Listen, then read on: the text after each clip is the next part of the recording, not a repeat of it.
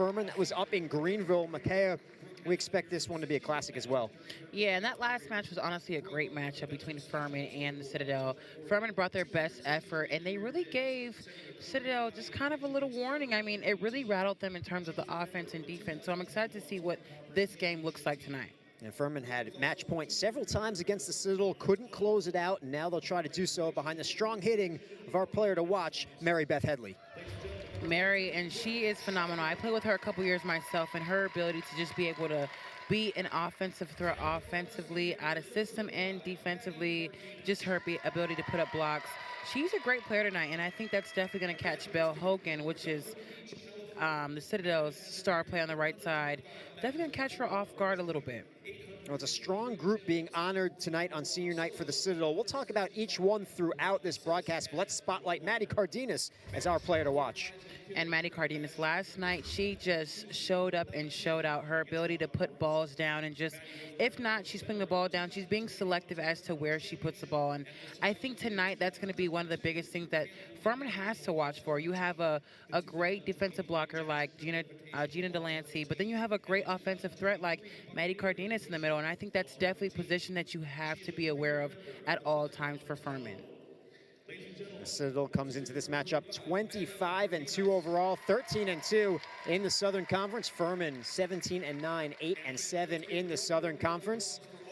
The Citadel Bulldogs just honored Gina Delancey, Kathleen Beulah, Brooke Shively, and the aforementioned Maddie Cardenas for senior night here inside McAlister Fieldhouse. They receive a nice hand and a team photo.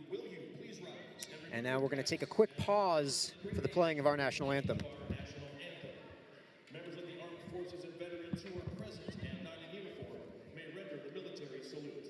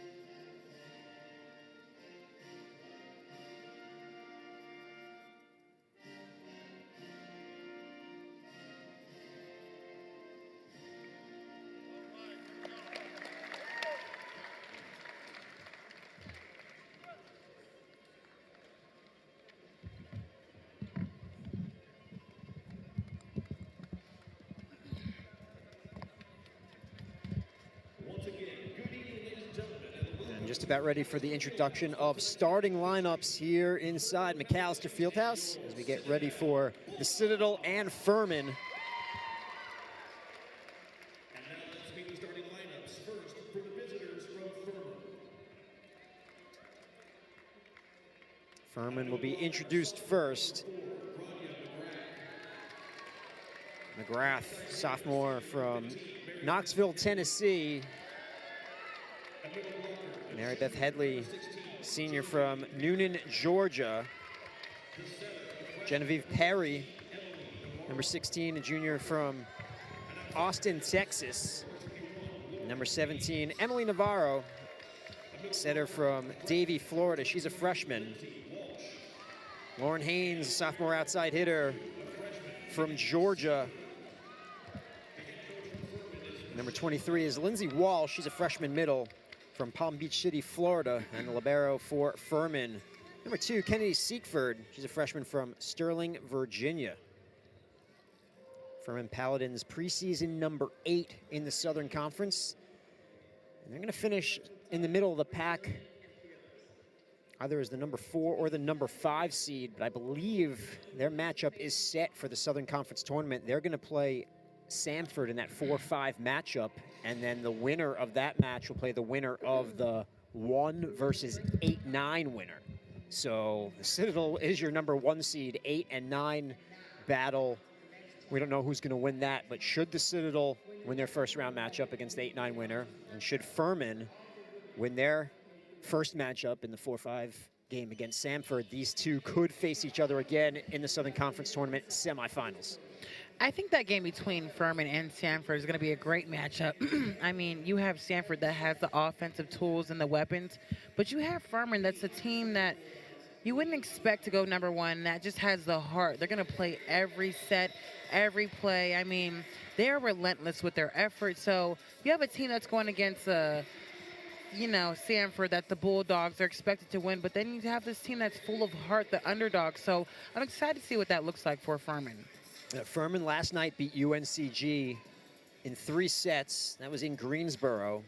They're currently 5th in the SoCon standings.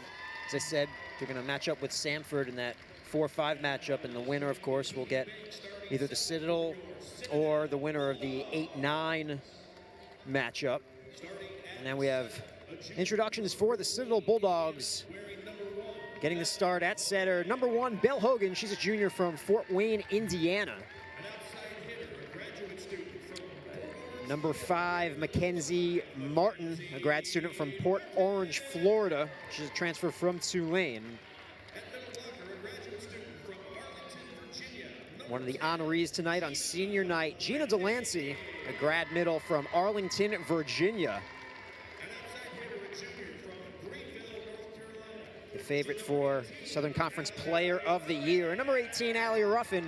She's a junior outside hitter from Greenville, North Carolina. And number 20 is Angelina Sales, freshman right side from Henderson, Nevada. Another senior night honoree, and McKay's player to watch tonight. Number 25, Maddie Cardenas. She's a graduate middle from Redondo Beach, California. And the libero for the Bulldogs will be Jalen Elgert. She wears number 8. She's a senior from Peoria, Arizona. Not honored on senior night, Micaiah, because Jalen will be back next season. She has that extra year of eligibility. And I mean, I think that's completely exciting for Jalen Elgert. I mean, she's finishing out on the season and a team where they have been performing phenomenally throughout this entire season. So I think coming back for that extra year for Jalen is only going to give her a bit more of a boost than she did have this season.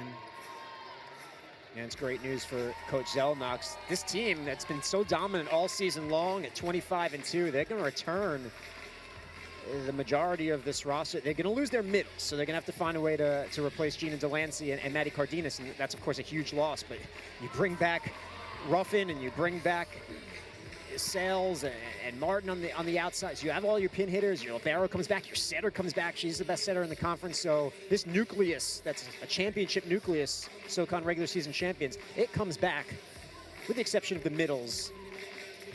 And I think next year, the Citadel's going to have a great team just because they have so much experience and wisdom coming back to the team. I mean, you have a senior setter, Belle Hogan, that's just been extremely fluent in that setter position and getting to know her offense. And then you have Allie Ruffin that's just extremely familiar with the back row, the front row.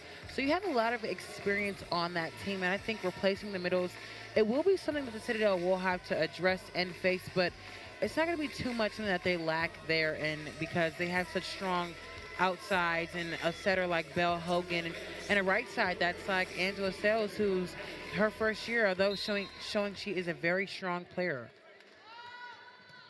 First serve comes from Headley, and it's an ace. Early on, you can see they're going for that aggressive serves. Mary Beth Headley picks up her 28th ace of the season. Leads the team in aces. Almost another. Ruffin, roll shot off the hands of Walsh. It's chased down, a free ball opportunity now for the Bulldogs, and options for Belle Hogan. Ruffin, it rolls the tape. It lands on the Furman side. Great swing on Ruffin. I think she was trying to go for that deep corner, but because the ball was slightly off the net, she had to make a last-minute adjustment and waited to execute on that last ball. So here's Belle Hogan, 28 aces on the season for Belle. Walsh delivers the kill for Furman. They take a 2-1 lead. Walsh, a freshman from Palm City, Florida. Nice start, 3 freshmen to the Furman Paladins, so their future is very bright. Braswell serves Elgert.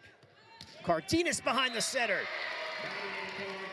And Maddie Cardenas, she's showing herself as a threat early on in this game.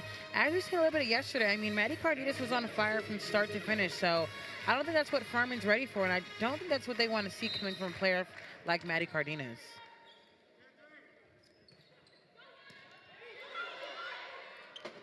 Out of the middle, the tip from Perry. Siegfried with the dig. Walsh. Now Martin looking for the back corner, and it's long.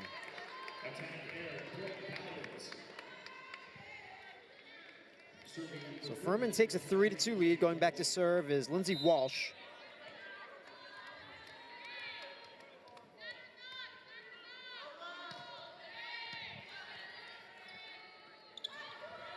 Sales places it perfectly in front of Walsh.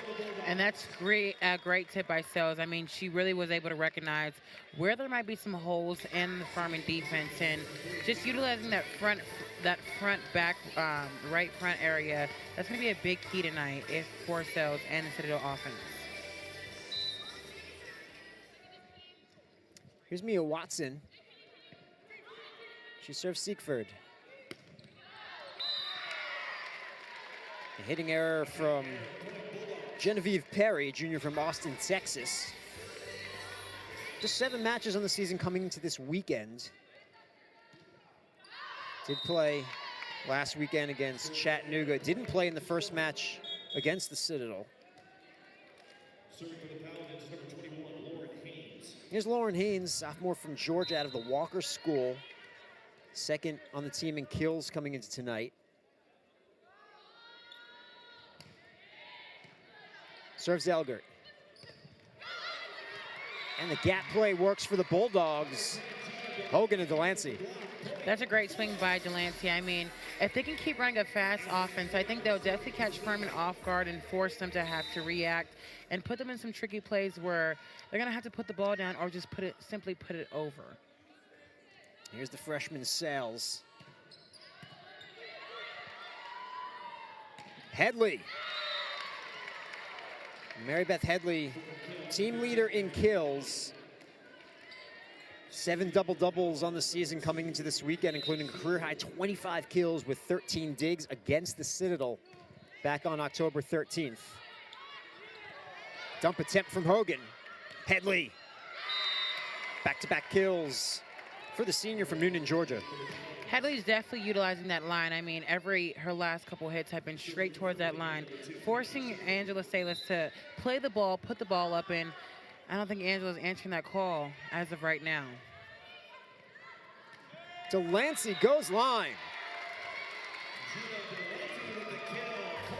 And as you see in last night's game, Delancey is extremely effective behind the setter. I think that's going to be the key difference between Maddie Cardenas and Gina Delancey. Maddie's going to swing in front of the setter. That's where she's comfortable. And Gina's going to run those slides. Keep the right side or keep the outside and the middle on their toes. Whistle. Now go against Furman.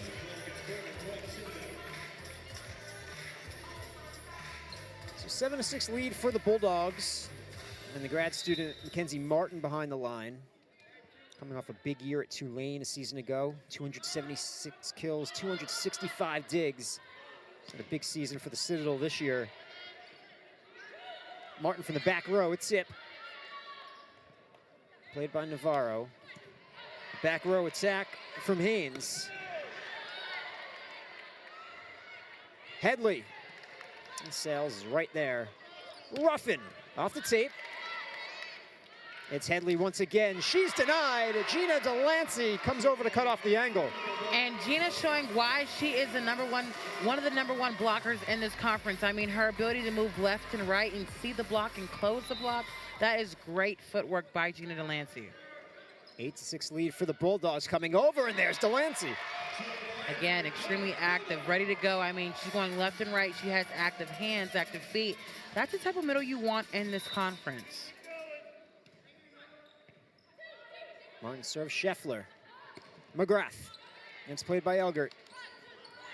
Rough and roll shot. Ruffin showing a little bit of her variety in her shots. I mean, she can put the ball down, but she also can put it right in your face, a little slight off-speed ball that's going to have you forced to react in that moment. Headley off the hands of the block. Ruffin steps in to play that. Delancey fires one down. Gina Delancey is just on fire this first set. I mean, again, that's what Furman does not want to see. They don't want to see Citadel with active middles because their outsides and their right sides are so strong. You don't want a middle that's active because that means that you have all three hitters active and ready to go on a Citadel offense, and Belle Hogan powering that offense. And brings us to our first media timeout. Citadel leads Furman 11-6 in set one.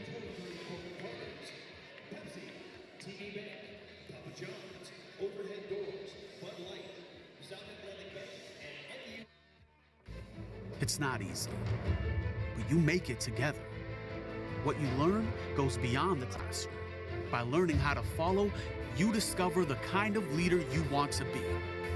It's about discipline, detail, hard work, and serving others. Choose something different, and you'll never be the same.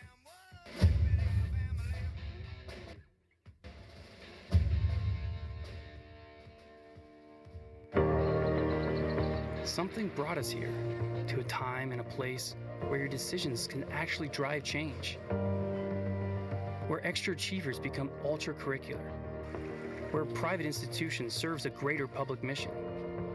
At Furman University, opportunity is all around you. So take our commitment, combine it with everything you're capable of, and the world will be forced to take notice.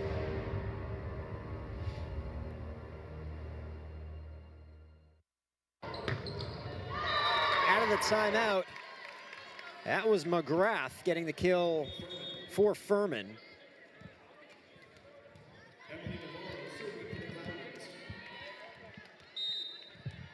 McGrath, their leading blocker, but she gets involved offensively as well. Navarro serves Elgert, so Martin will set up Ruffin. Cuts one.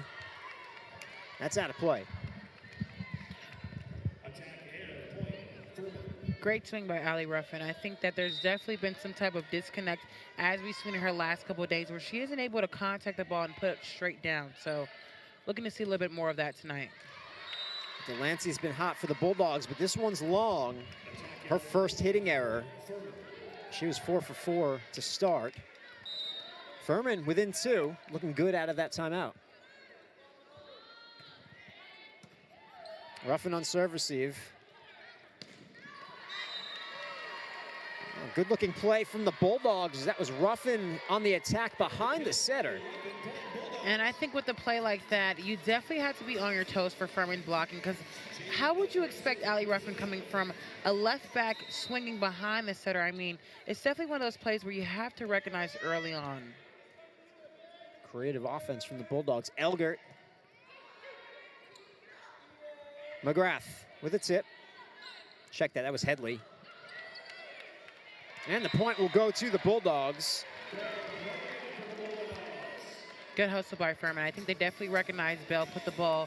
She has a tendency to put the ball right behind her when no one's expecting. Great read by the libero, but they weren't able to keep that ball in play and put the ball over. It's a 4-point lead for the Citadel. And Jalen Elgert, the senior libero from Peoria, Arizona, waiting her opportunity to serve. Second on the team with 31 aces.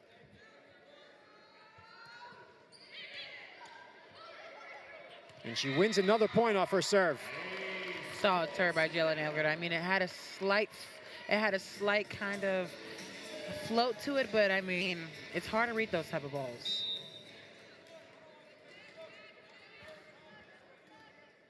Jalen's had a great season for the Citadel. Second in the SoCon in digs per set. Haynes. Ruffin tools the block. And Ruffin had just showed us this season that she has come a long way. I mean, she went from a player that was just with the mentality of put the ball down, get a good swing, whereas now we see in her junior year, she has some variety to her hit. She can give an off-speed ball a good tip. So, again, showing Ruffin's ability to put the ball down and get a point. It's quite an offensive arsenal. Haynes on serve receive. Out of the middle, the hitting error from Walsh. And the Bulldog lead is 7. Timeout, Furman. Furman is coached by Michelle Young in her 24th season, the winningest coach in Furman volleyball history. 5-time SoCon Coach of the Year, last won it in 2017. A couple of NCAA tournament appearances in 2008, 2015. And she's the active wins leader among all Southern Conference coaches, earned her 400th win back on September 23rd at ETSU. She actually took over as a 23-year-old back in 1999 after one season as an assistant at Furman. She graduated from Clemson in 98, was a 4-year letter winner at Setter, actually MVP of the ACC tournament back in 97, but she's the dean of coaches here in the Southern Conference in volleyball. I mean, I agree. Every time I've played Michelle and her team, I've always put it Furman that they just have so much heart, and we see that in this team now. And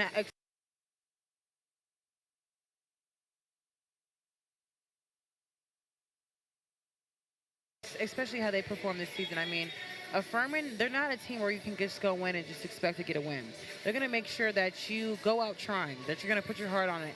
And that's exactly what we see here. They have the heart, they have the energy, but that's where they're missing a little bit. And that's why I think there's such a score deficit, and that's why the Citadel's so far along, because Furman's not coming out with the same energy and heart that they've had in the previous season and during the previous games of this season.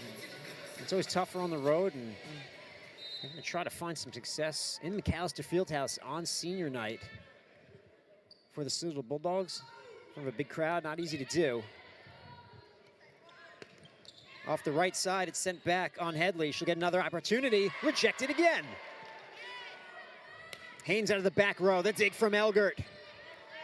Ruffin pushes for the back line. Haynes gets there, but it falls on Furman's side. Another off-speed shot by Allie Ruffin. I mean, she wasn't necessarily in the position to put the ball right down, but she made a play where, although it may not get a point, it's going to get Furman out of system. And in that play, it definitely got him a point, and it was a great shot by Allie Ruffin. Furman will switch setters here. They take out Emily Navarro, and they bring in Ella Abraham. Abraham's a senior from Matthews, North Carolina. She's actually the team leader in assists.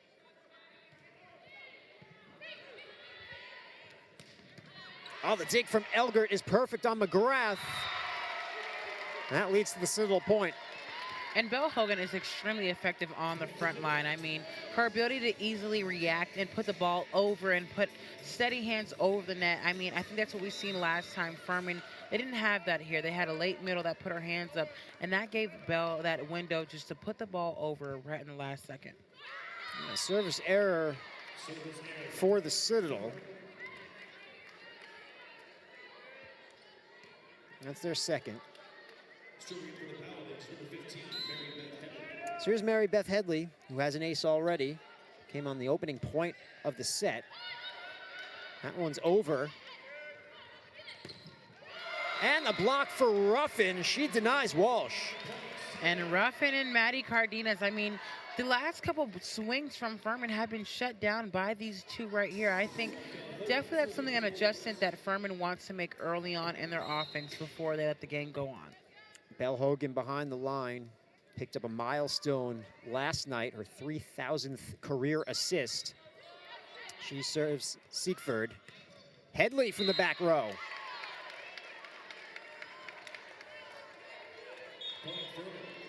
Mary Beth Headley, who played her first 2 seasons at Central Florida before transferring to Furman. She's quite a weapon. And that's a great swing by Headley. I mean, if you can hit those corners in the back line, that's going to always be open for you because it is a hard position to dig. It is a hard spot to be able to cover on the court. Sails a powerful swing from the middle. And the Bulldogs are first to 20 here in set one. They'll have their top server behind the line, and Allie Ruffin. Team leader in aces. Targets Headley. Haynes, the dig from Elgert. Hogan sets up Cardenas.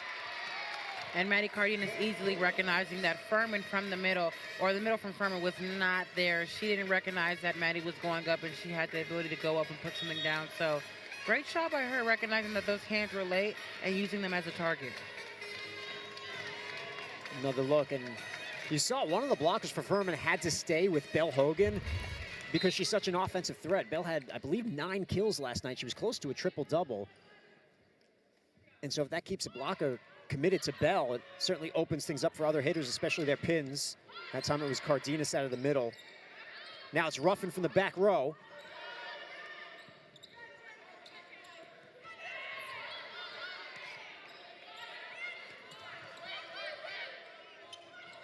And the dump is effective from Ella Abraham. And that's a great shot by Ella. I mean, those type of balls are the worst, where it goes right to a spot where someone's expected to dig the ball, but because someone's expected to dig the ball, there's a lot of hesitation on the Citadel side, and that's what we definitely seen firsthand in that last play. Brooke Scheffler's back to serve, freshman from Boone, North Carolina. 5 aces on the season coming into this weekend. And last played October 6th against Chattanooga. Pause for a little court maintenance. She's a first-team All-State setter in high school. Played basketball as well. She's listed on the roster as an opposite / outside hitter. Here's an outside hitter in Martin.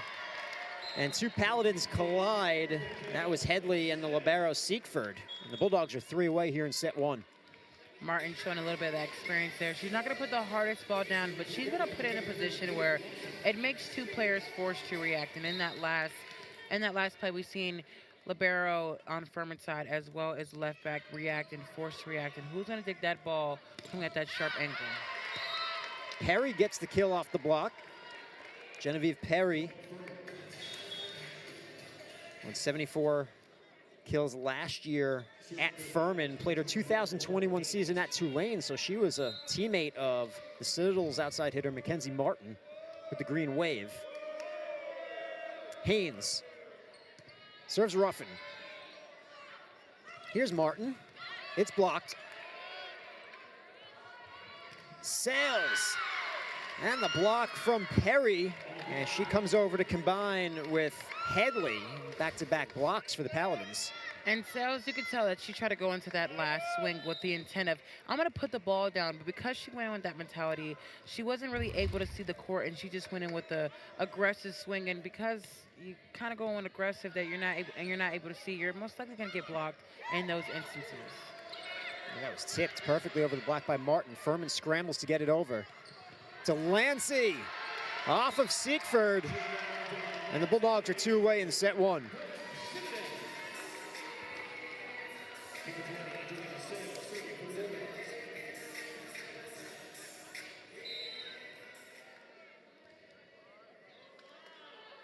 Gina's having a good first set offensively.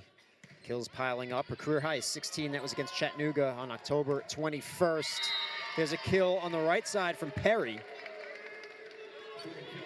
Great swing by Perry. I mean, I think she definitely recognized that there was a window open between Martin and Delancey, and she put it right through that area where it was able to give her a good kill.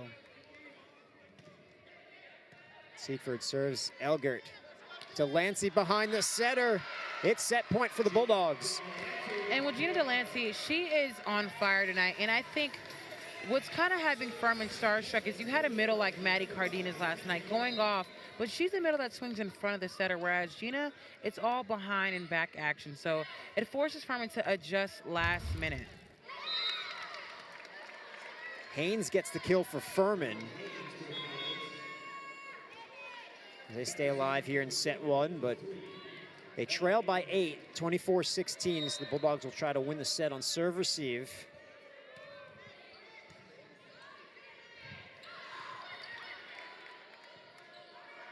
Headley, she's denied. That was Parker who sent it over. Tough angle for Ruffin. Off the tape. Ruffin, another opportunity, cut shot. And it's out of play. And Ruffin, you could definitely tell she wasn't in a position to take a good swing. I mean, she took the first swing, the second swing, that third swing, she wasn't in a position, she didn't transition, so she had to force the ball over, and you could see it definitely forced her to make that error. Again, it's set point. Delancey picks up the kill, her 7th kill of the set. And the Citadel takes set number 1, 25-17.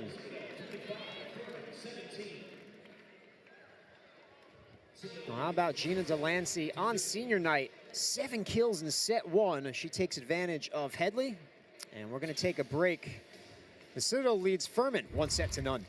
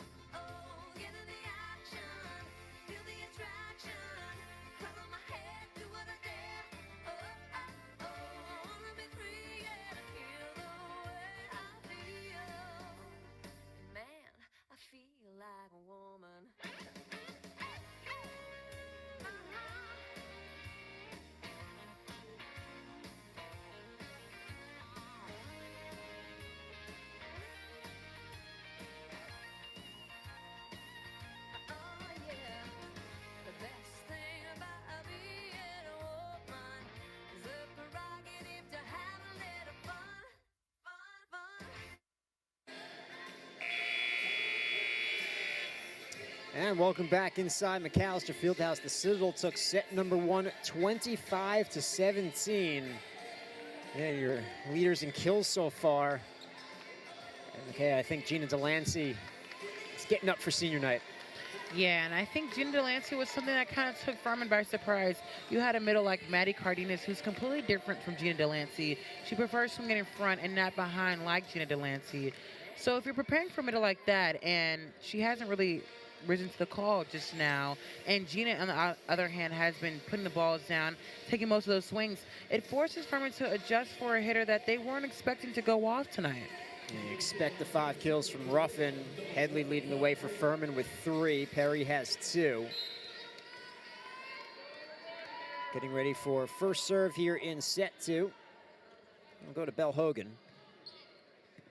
Serve Siegfried.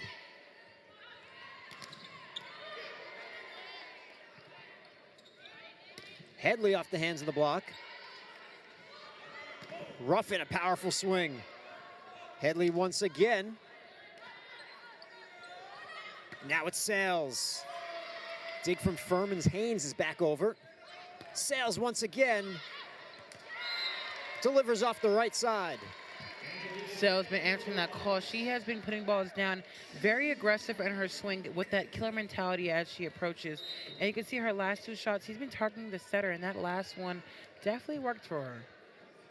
Sales 4th on the team in kills coming into this weekend, and she missed most of October with illness. Elgert with the dig against Augustin. Another opportunity. She's blocked. Scrappy Bulldogs unable to get it back over. And credit the kill to McGrath.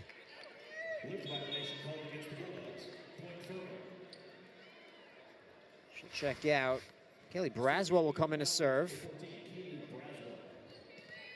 That was a great shot by the middle. I mean, that was a ball where there's a lot of reactions on the Citadel side, but not enough reactions to make it make sense and get the ball over.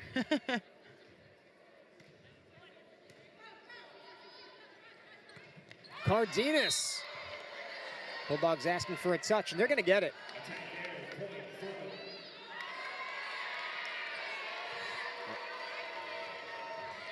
Our R1 is calling a touch. They made the announcement inside McAlister Fieldhouse. The point went to Furman. The point did go to the Citadel, and Furman's bench just shot up all the coaches in protest. Yeah, honestly, with that last hit, I mean, Maddie Cardenas hit the ball so hard, so fast. I didn't see it ricochet off in any hands, but again, it is ref's call. I couldn't tell from the replay. The point will go to the Citadel. They lead 2-1 here in set 2. And the ace for Allie Ruffin. Citadel's leader in aces picks up another. She had 2 last night in the 4-set victory over ETSU.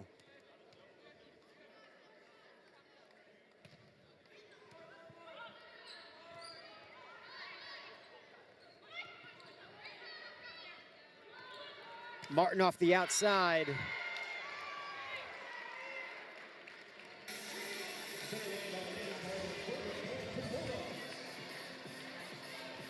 Great swing by Martin. I mean, her ability to time that ball. The middle on Furman has not been able to effectively put her hands over and time those hits, and that's why Citadel has been so effective with those tools and using the hands as a target for swings.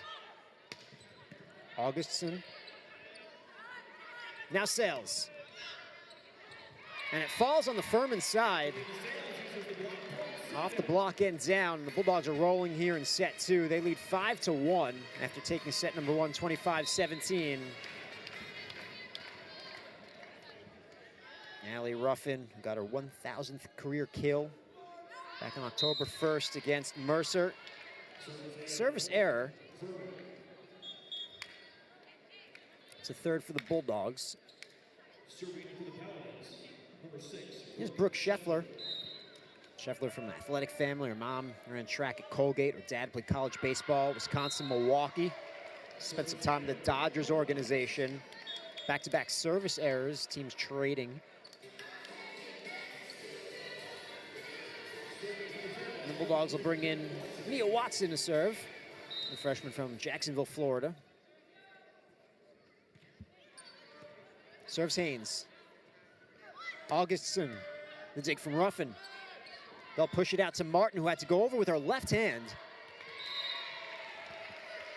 But she'll get the point for the Bulldogs. And that's a great tip by, Martin. I mean, she was clearly off balance. Her hand was in the right position. She had to literally work with what she was given, and her ability to still get a point and be effective is what shows why she's really one of the hearts and one of the key players of the Citadel offense. Furman calls timeout early in set 2, so we'll take a break as well. You're watching Southern Conference Volleyball on ESPN+.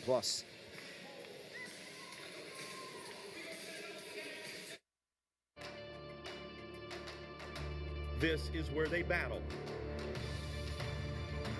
These are their home. This is where they become Rhodes Scholars and academic All-Americans. This is where titles are forever. This is the Southern Conference. Home is important. It's where we feel most comfortable, at ease. Our home, like yours, is here on the Carolina coast. We work here, we raise our families, we support our neighbors, and embrace what makes us unique. Our roots are firmly planted here, and we're passionate about helping our communities grow. We provide common sense financial solutions tailor-made for life on the Carolina coast. Tailor-made for you. 2 for the Citadel Bulldogs, who lead this match, 1-0. They took set number 1, 25-17. Going to close out their regular season with another victory as they get ready for the Southern Conference tournament. They will be the number 1 seed in that tournament. Seekford will set up Augustson. Watson gets under it. And it's sent over by Ruffin. Haynes out of the back row. The dig from Watson. Delancey. Dumped attempt is thwarted. A whistle. We're going to have a Paladin in the net. I believe that was called on the setter, Abraham. And I think that's great effort on both teams. You can see early on, after that timeout, it was a reset for both teams. And they're coming out, they're both playing, and they're not letting anything drop.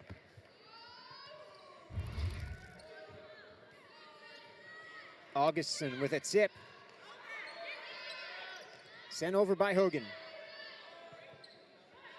Haynes from the back row. It's wide. And Haynes going for that sharp cross. She must have crossed her hand or just closed a little bit too much, and that's what forced the ball to go out. But great swing. If she can have that type of intensity on that back line, it could definitely help Furman out. Well, they're going to take Haynes out, and they're going to put in Michaela Schultz, the senior from Florida. A couple of matches this season for Schultz. That one is long. A service error. It's Furman their 3rd point of the set.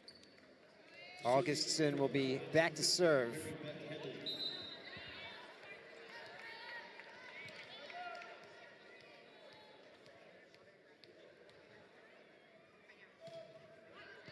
She serves Elgert. Delancey. Whistle. Just going to go against the Bulldogs. Yeah, I think that ball was a little too tight, and Gina Delancey, she definitely tried to go over the ball, but she pressed too much, and it didn't allow the setter to be able to perform her job and set the ball, so that's why they called that penalty on Citadel. Augustson. Here's Martin. She gets the return set. Off the block and out of play. It was hit hard enough that was sent past the end line. And Martin has such an unpredictable swing. I mean, you don't know if she's going to put the ball down or she's going to go for her hands. And I think it's definitely catching this Furman team off guard tonight. She's such a creative hitter, but she does have that sneaky power. Overlooked just because of the power of Ruffin. Speaking of power, there's Delancey. She cleans up the overpass. Delancey being extremely active on that front row, recognizing that is an overpass, and getting up and putting the ball down without touching that net. Now that is talent. Here's the talented freshman Sales. Jumper with heavy topspin coming. And it's out of play. A service error for the Bulldogs.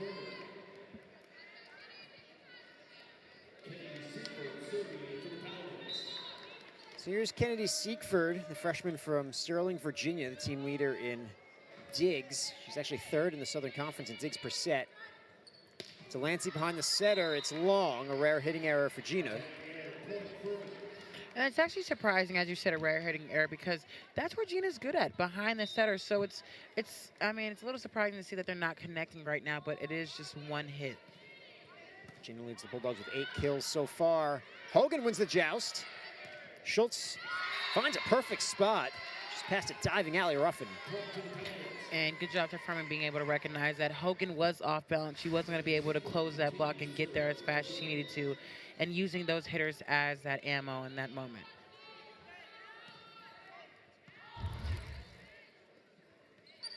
Ruffin from the back row. She's dug out by Siegfried. Schultz. Back-to-back kills for Michaela Schultz, the senior from Florida. And Michaela coming into the game, she is showing that she is an offensive threat as well. Her last approach looked very fluid. I mean, she got up, she had good 4 steps. You knew with that hit, it was going to be a kill. Furman's within 3. Oh, that's kept alive beautifully by Augustsson. Delancey tips it into the block. Ruffin with hand sets up Martin. Played by Scheffler. Schultz is rejected. Gina Delancey and Belle Hogan combine. Gina Delancey showing again, hey, even if I am off balance, I'm still going to get up and put that block up. And that was a great block and great close by Gina Delancey.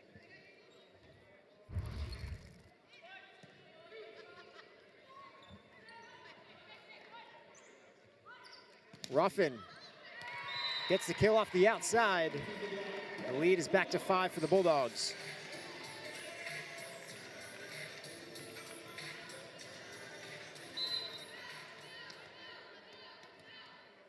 Twelve aces coming to this weekend for Mackenzie Martin. She picks up another. Great serve by Martin. They definitely had that last minute flow and drop, and that's definitely what caught Furman off guard.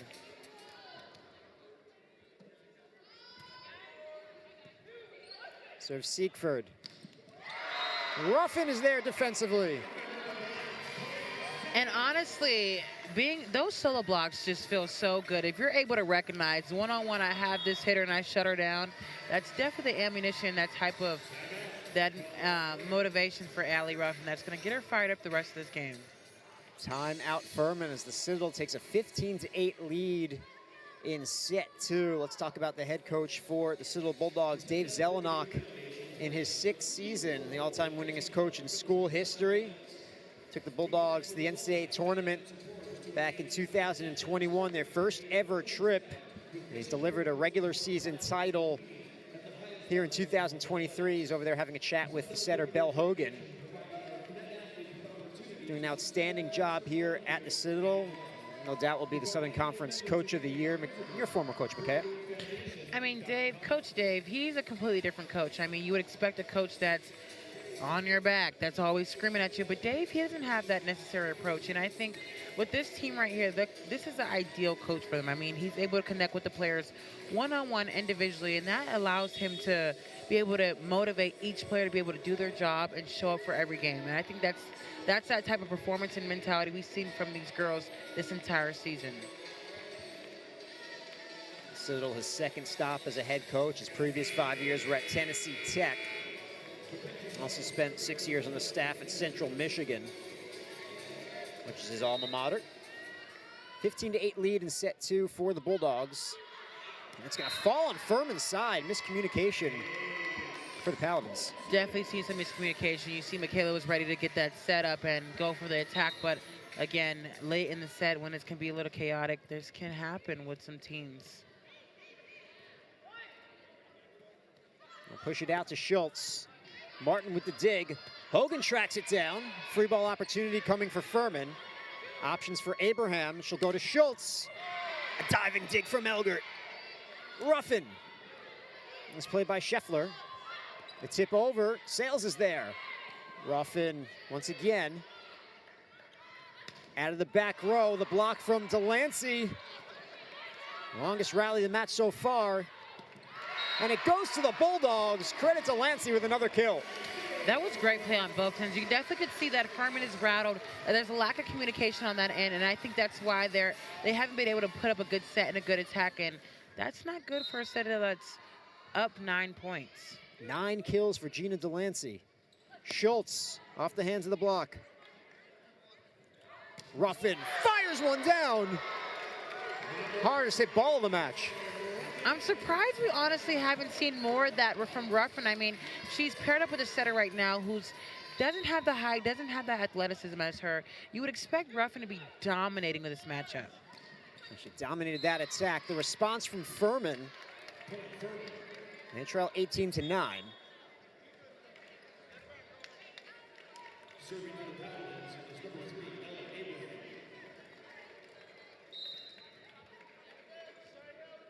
Here's Abraham. She serves Martin. Push it out to Ruffin. That one into the tape. Ruffin going for that big swing again, but you can see she was slightly off there. I don't know if she dropped her left hand a little early or whether she was going for that straight down attack, but something must have disconnected for Allie Ruffin as she went for that last attack. Delancey picks up her 10th kill. 10 kills for number 10. Gina Delancey is on fire tonight. I mean, it's her senior night, and she says, hey, I'm making sure I'm going out with a bang. Watch this.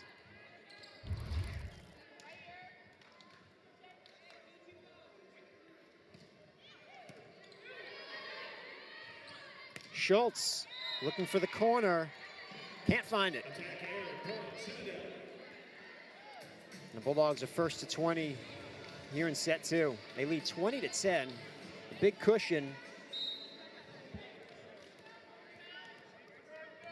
Jalen Elgert behind the line. She has an ace tonight. Schultz. Powerful swing from the Furman outside. And Schultz, that is a great swing. I mean, when she's in the rhythm and she's in that mode, she's a great offensive weapon for Furman. I just think that it's late on that Furman is recognizing that for their offense. They need something different, and Schultz could be that answer for them. Cardenas answers for the Bulldogs. And again, we see some switch up from Gina Delancey. That's, again, a back action type of girl. She likes to get up, and she likes to get her sets behind the setter, whereas you have Manny, who likes to be in the front line, who likes to be in front of that middle blocker. And I think it's definitely going to force Furman to react.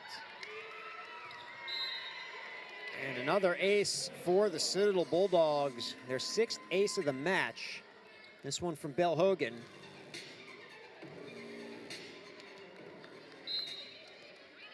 Bell, the Southern Conference setter of the month for the month of September and October. Will pick up back-to-back aces. Some clear disconnect between the libero and Michaela. I mean, it seems like Bell is putting in that area where it's forcing them to react towards the seam, but that communication is going to solve that. But this Furman is a little rattled right now, and they're not communicating. Hogan serves Siegfried. The kill on the outside for Augustson. Ava Augustson, a junior from Cary, North Carolina.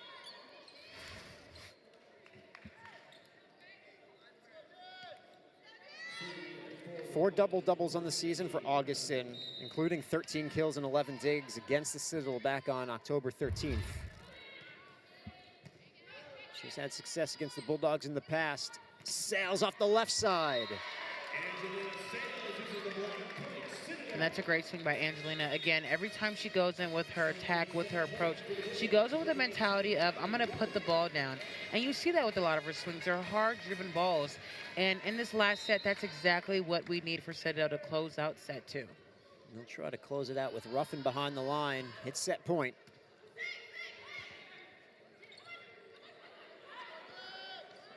Martin, tough angle, it's sent back. Sails with a tip.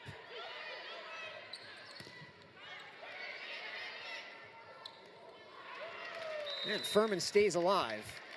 A little confusion there on Citadel's side. It seemed like there was a lot of reaching, a lot of reactions, which is good. You want a lot more reactions than a lot of hesitation, so. All sorts of cushion for the Bulldogs. An 11-point lead in set point. We'll try to win the set on serve receive. Hogan will push it out to Martin. Big swing. And it's long, no touch. It seemed like there was a deflection off of there. It's like Martin hit under and went for the hand. So I'm surprised ref didn't call that. Coach Zelenak asking our R2 about it. Linesperson thought signal for a touch. Maybe he was overruled. Cardenas off the tape. Diving dig from Siegfried. Augustson pushes down the line, but there's Ruffin. Sales. Now Augustson. Elgert will step in to set up Sales. A dig from Siegfried. Off the hands of the block. Martin with a tip. She's denied. And an attack error from Perry. That closes out set number 2. The Bulldogs take set 2, 25-14. They lead this match 2-0.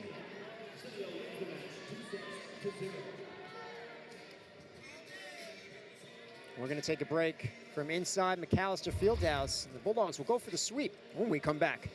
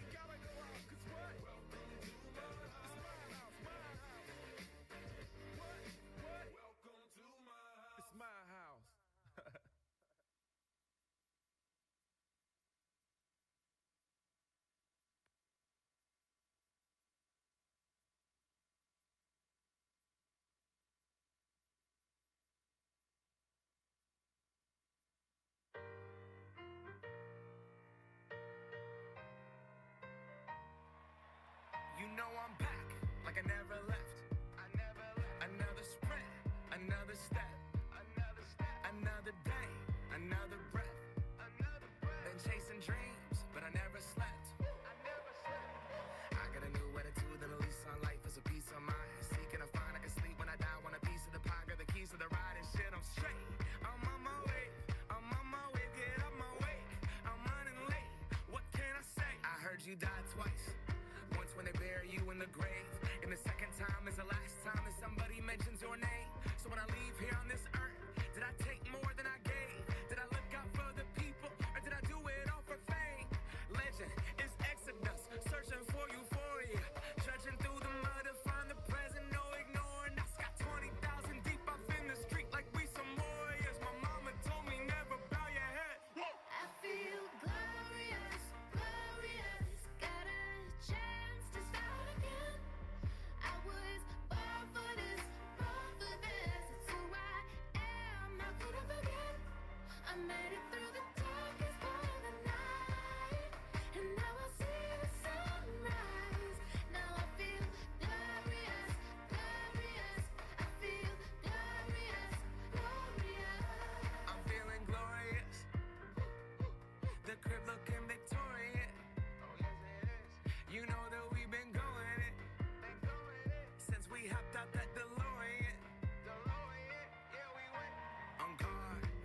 are just things, they don't make you who you are.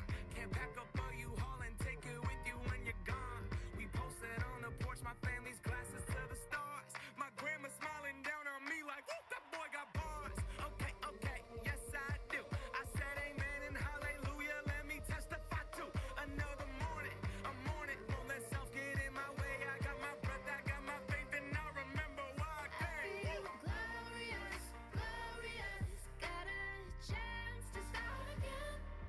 I was born for this, born for this. It's who I am. How could I forget? I made it through the darkest part of the night, and now I see the sunrise. Now I feel glorious, glorious. I feel glorious, glorious. We gon' be alright with that all my life. When I open my eyes, hope I see you shine. We're planting our flag, they don't understand. The world is up for grabs. We gon' be alright with that all my life. When I open my eyes, hope I see you shine. We're planting our flag, they don't understand. The world is up for grabs. And welcome back inside McAlister Fieldhouse. The Bulldogs are looking for a sweep over their rivals, the Furman Paladins.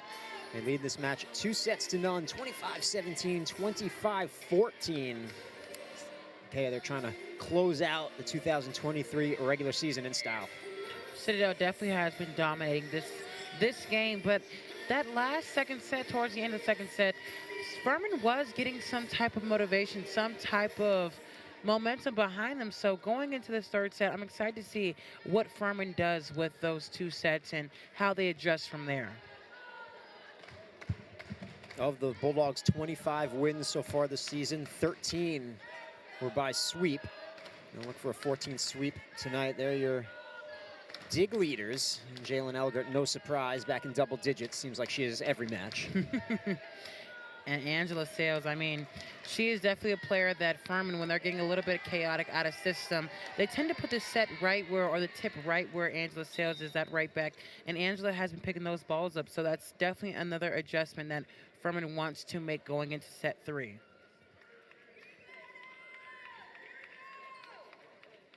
The setter for Furman, Ella Abraham, I'm in conversation with our top official. She'll be our first server here in set 3, the senior from Matthews, North Carolina, out of Providence Day School. She had a career-high 50 assists against the Citadel back on October 13th, had 10 digs as well. Then missed some time. It's a good start to the third set for Furman.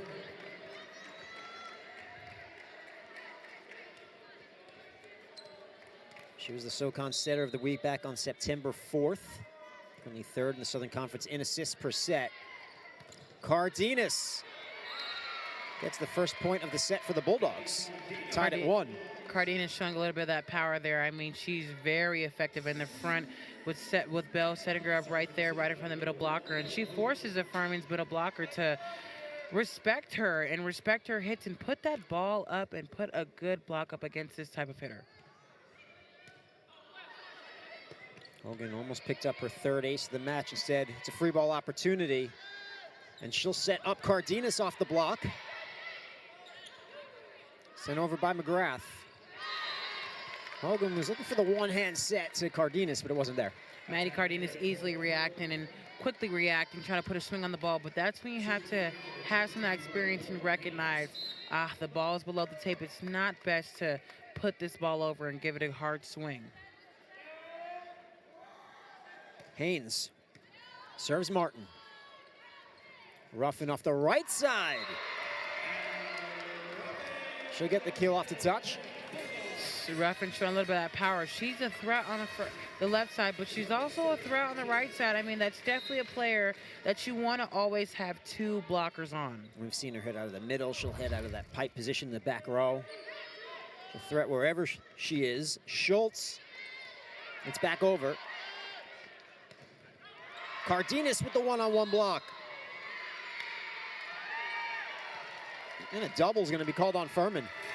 That's a great reaction by Martin. I mean, I don't think any of us expected the ball to go over, let alone Furman. I think that's what gave them the advantage in that last play.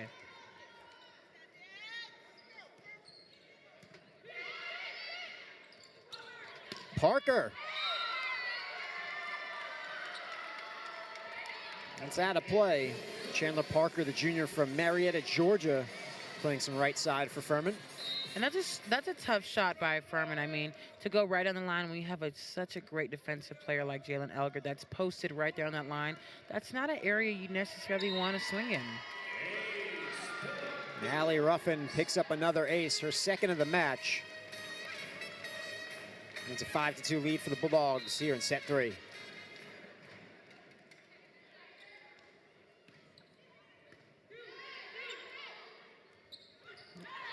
That's a beautiful connection between Abraham and McGrath. That's great ball placement. I mean, she wasn't necessarily in a position to give a full-blown swing, so she put the ball in an area where it forced the Citadel to react, and they hesitated.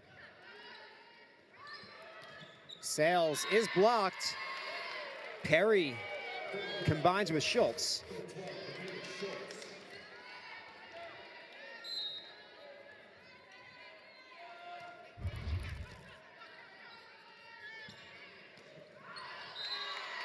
Attack error from the Bulldogs. We're tied at 5. And this is some of that momentum that we're seeing towards the end of the second set. Furman was making less errors. They're a little bit more fluid. And that's, again, we don't want to see that in the third set for Citadel Bulldogs. Schultz will send it over off the block. Hogan gets a hand on it. So Elgert sets up Sales. Abraham sent it towards the corner. Roll shot from Martin. It's still alive. Mackenzie Martin with a tip. Places it perfectly, just out of the reach of Schultz. And Martin being extremely selective with her tip. I mean, she was off balance. She couldn't put that swing on it. So she put it in an area where she would force Furman to react. And instead, it kind of just hesitated. And they stood still a little bit. And that's going to give Citadel that advantage to take control of this play. So here's the serving sub, Mia Watson. And a service error for Watson. She'll check back out.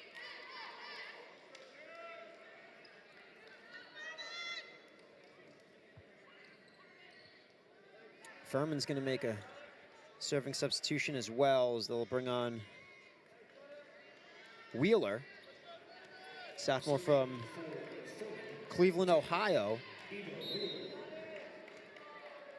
She's a transfer from Georgia State. Played in 4 matches there as a freshman. Martin rolls the tape and out of play off the block, so the point to the Citadel.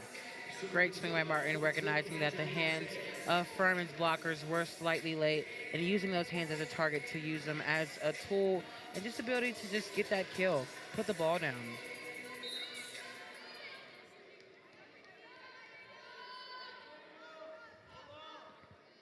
In comes a jumper from Sales.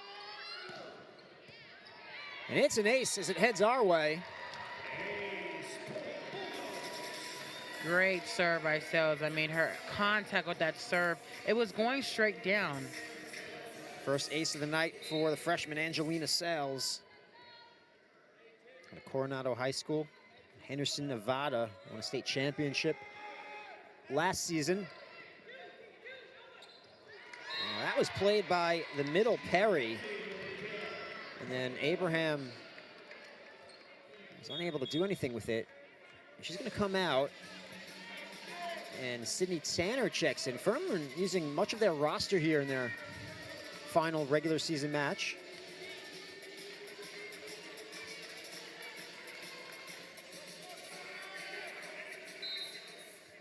Wheeler, who was in as a serving sub, is, I believe, now going to set as Abraham has exited.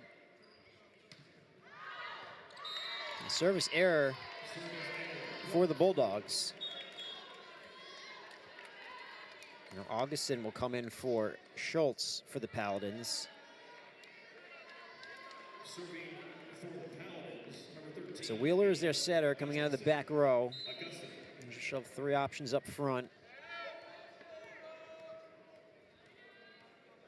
Perry, Tanner,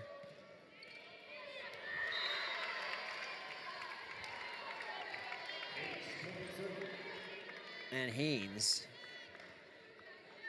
Great serve by Haynes. I mean, sometimes the trape is going to work in your favor, sometimes it's not. And in that situation, it definitely worked in their favor and caught the Citadel offense off guard. Augustin serves Martin. Delancey reaches for it.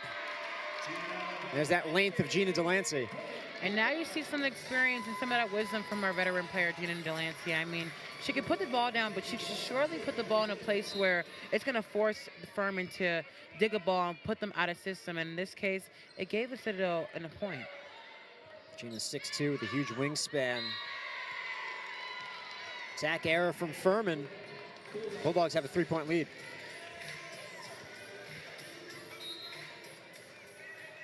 Mackenzie Martin behind the line. She has 3 aces tonight.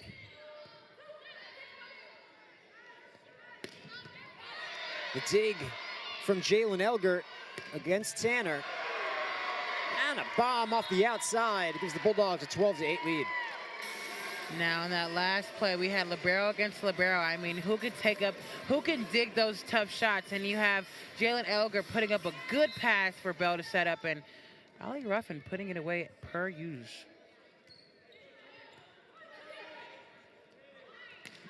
Haynes puts one away for Furman. Now we have Haynes answering call. Now it's outside against outside.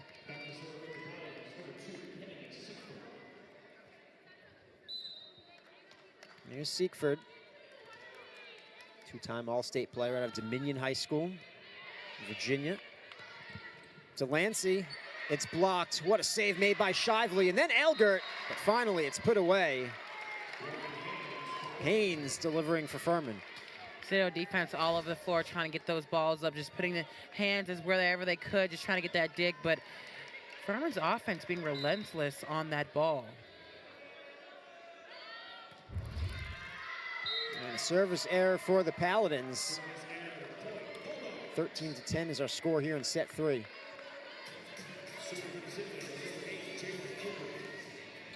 Just a second service error for Furman.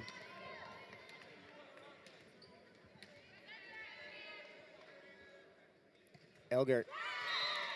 Team's trading service errors.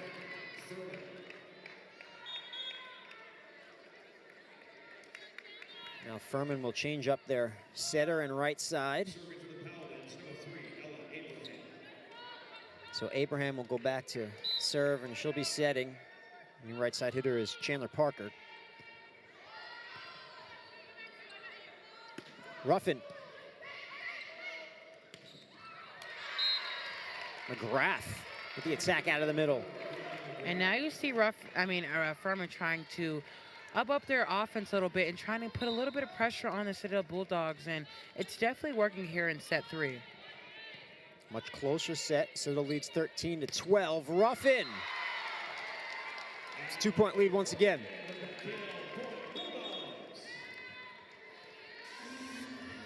And Ruffin's been pretty quiet this set. I mean, she hasn't been dominating as much as this game, but that's because she has great middles like Maddie Cardenas and Gina Delancey able to pick up that slack and put the ball down.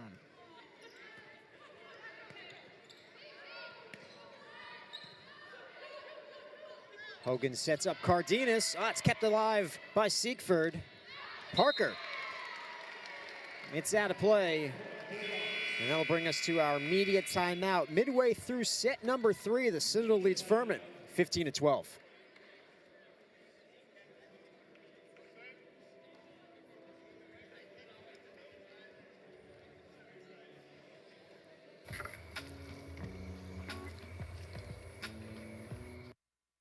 Fired up the grill for one hot dog?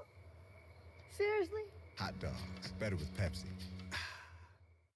Holston Gases is proud to announce we are the official gas supplier to the Southern Conference. Since 1921, the Southern Conference has been developing student athletes to produce lifelong leaders and role models. Holston Gases is in or near 7 of the Southern Conference cities and is proud to partner with the Southern Conference to continue the excellence of producing lifelong leaders and role models. Look for the Holston Gases green diamond logo in your area. Holston Gases delivering industrial, medical, propane, and CO2 gases along with welding and safety supplies. And on senior night here inside McAlister Fieldhouse, the final home match of the regular season. The Citadel leads Furman 15-12 in set 3. They lead this match 2 sets to none. A night to honor Gina Delancey, Kathleen Beulah, Brooke Shively, and Maddie Cardenas. They'd love to go out with a win in their final match inside McAlister Fieldhouse, and they're looking for a sweep here against Furman. And I think it's a strong class. I mean, you have Maddie Cardenas and Gina Delancey as the power middles, but then you have Kathleen Beulah and Brooke Shively. That's just more the energetic, the heart of the team. So this is going to be definitely a tough class that the Citadel's going to have to recover from. But with a team like this and the ammunition like this, I believe it'll be easy to overcome. Sales goes line, the dig from Siegfried. Haynes, that's played by Martin. Cardenas. Siegfried will set up Haynes. Martin with the dig. Ruffin, roll shot off the block. Tapped around by Furman, and the kill goes to Allie Ruffin. Some miscommunication on Furman's side. I mean, libero Siegfried definitely read that ball, but the setter popped out her hand just to get a late reaction, just to get something to get the ball up, and it definitely caused some miscommunication on Furman's side. 11 kills now for Allie Ruffin, tied with Gina Delancey for the team lead. Parker from the middle, and that works for Furman.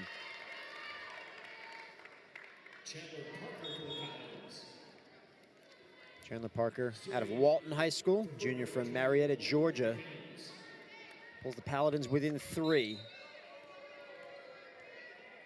Here's Lauren Haynes. SoCon All freshman team member a season ago.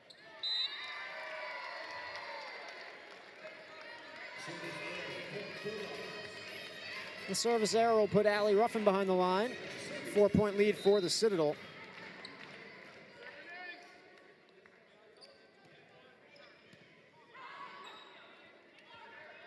Schultz. An attack error for Michaela Schultz. It's a 5-point lead for the Bulldogs.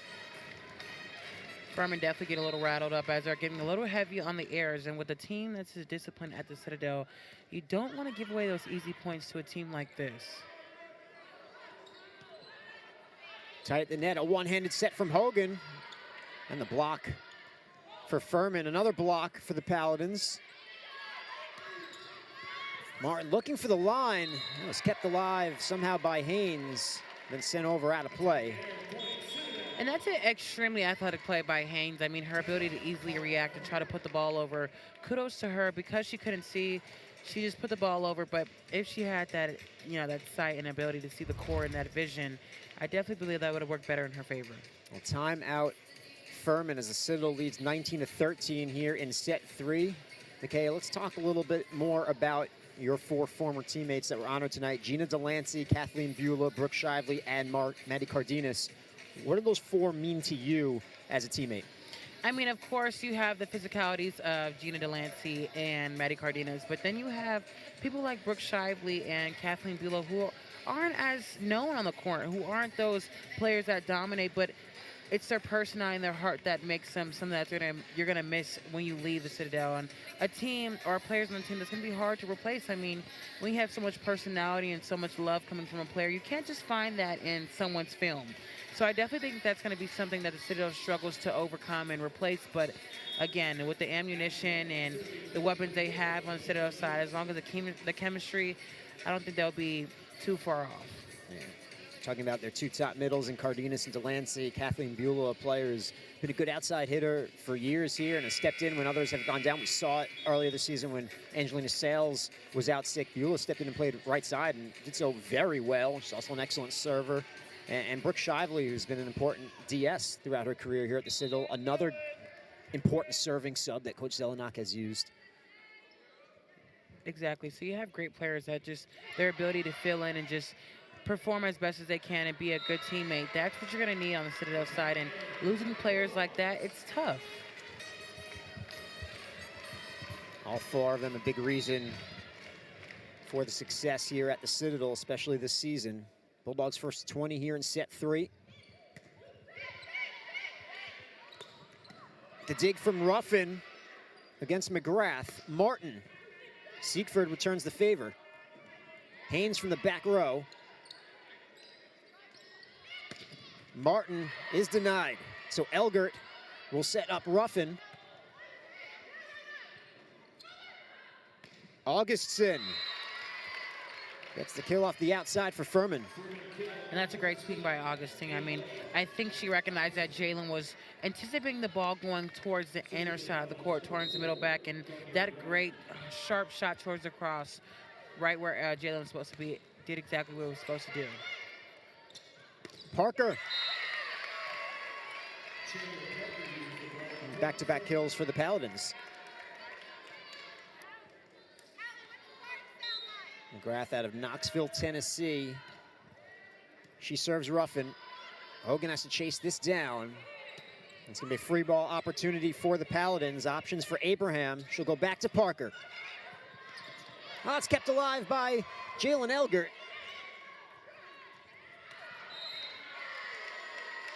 And delivering out of the middle, it's Perry. And you have some momentum building up for Furman. I mean, they're starting to connect into set 3. They're communicating. They're just reacting, a lot less hesitation.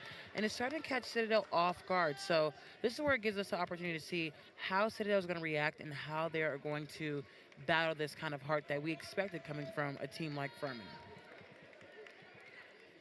McGrath awaiting her opportunity to serve. State championship Knoxville Catholic. Team leader in blocks this season. Speaking of blocks, there's Perry combining with Parker. Here come the Paladins, timeout Bulldogs. And again, this Furman team, they're not going to just roll over and fold. I mean, and that's something that the Citadel expected in a set 3 where, yeah, they look like they're going to lose, and the opportunity is more so towards the Citadel Bulldogs to win. The Furman team is just going to still stand up and put that effort in to put their best foot forward and show some of that heart that they're known for. When you think about the big picture for Michelle Young's crew, had a nice season, got off to a great start. They had a very good non-conference, went 9-2, currently in the middle of the pack in the SoCon, which is where they're going to finish. And the seeding didn't matter last year as they went in as the number 8 seed, had to play in the opening round 8-9 match, took out UNCG, and then upset number 1 ETSU. And they beat Chattanooga in the semis and rode that momentum all the way to the final where they ultimately lost to Samford. It was quite a run for Furman, and they hosted the tournament, which made it a little more special.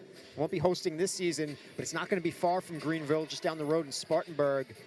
And if they can make a run like that as an 8 seed last year, they'll certainly be able to, or be capable to do that this season with a middle seed, like a 4 or a 5. It's a talented group, a coaching staff that has seen more wins than any other staff in the SoCon. So with the combination of Michelle Young, Chad Callahan, they're hoping to go far in the SoCon tournament. Cardenas, out of the timeout, gets the kill for the Bulldogs.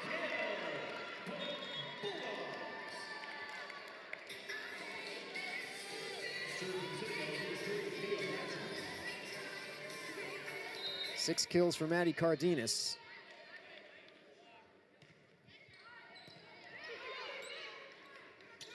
Parker off the hands of the block. And falls on the Bulldog side. Late reaction by Sales. I mean, she definitely seen that ball. She's seen it ricochet off of Gina Delancey's and Martin's hands. And just late reaction right there. And in these key, vital moments of the game, you can't late react like that.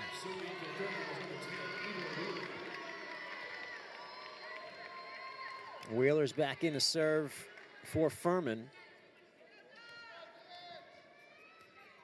Played 4 matches as a freshman at Georgia State last season. Not a lot of action this year. 7 matches coming into this weekend, but she did play against the Citadel back on October 13th. Waiting her opportunity to serve. Furman, remember, was almost the first team to knock off the Citadel this season. They played in Greenville, as I mentioned, October 13th. Furman led 2-0, had match points several times. Ultimately, the Citadel came back to take set 3, 29-27. Then won set 4 and set 5 to keep that undefeated streak alive. Elgert's dig. Martin cuts one beautifully. Great shot by Martin. I mean, she was off balance, but there was no other place to go. I mean, Furman had a great setup on that block on the line.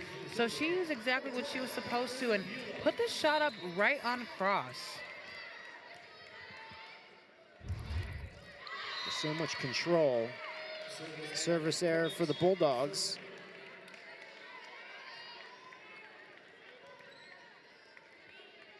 Serving for Furman, number 13, Ava Augustin.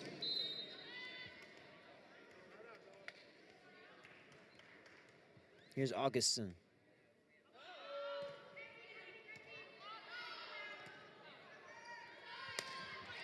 Martin to the back row. Augustin was there. That set was a little low for Perry. Now it's Haynes off the hands of the block. Furman's within 2. Good effort on Citadel's side. I mean, they definitely recognize that ball. They try to move towards the ball, but Furman is putting some pressure on this Citadel defensive team.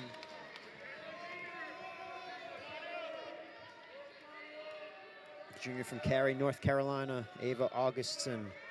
Serves Ruffin. Martin tips it over the block. Flying up to play that was the setter, Wheeler.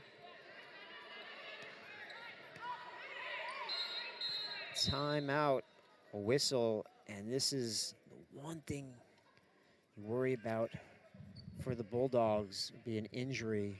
Hopefully Mackenzie Martin is okay. Let's take another look.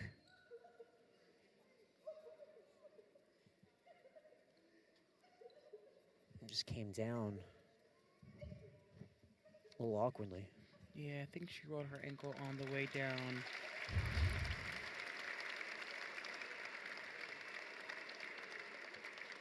She gets a nice hand from the crowd here inside McAlister Fieldhouse, so she's helped off the court, and you certainly hope Mackenzie Martin will be okay. It's a good sign, okay, that she's able to walk off. Right. I mean, that was extremely scary. She sounds like she's in pain. I hope Citadel Bulldogs and Citadel training staff can definitely get her, you know, in the right state of mind and just feeling better at least. I didn't really see the catch the roll, but I think she came down as she was blocking. And it's such an important piece for the Citadel. 6 rotation outside hitter. It's been such an amazing compliment all season to Allie Ruffin. That combo has been really unstoppable all year long. So we hope Martin's okay and she'll be able to recover in time for the SoCon tournament. Extremely scary injury for the Citadel, but again, as you said, hopefully Martin is okay and she's able to continue on for the SoCon tournament.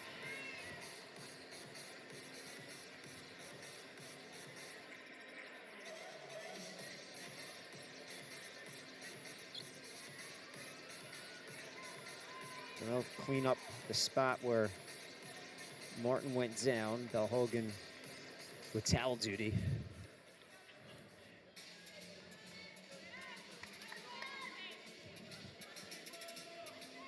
It's a 22-20 lead for the Citadel here in set 3, and Augustin back to serve for Furman.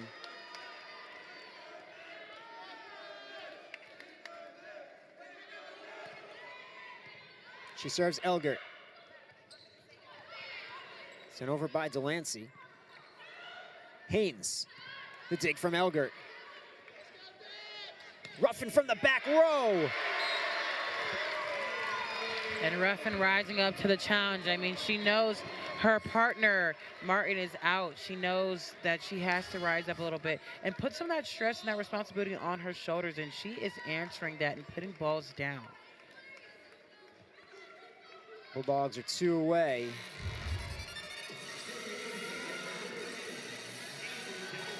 Ainsley Dowling checks in to serve, sophomore from Illinois. Furman will call timeout as the Citadel leads 23-20 here in set number 3.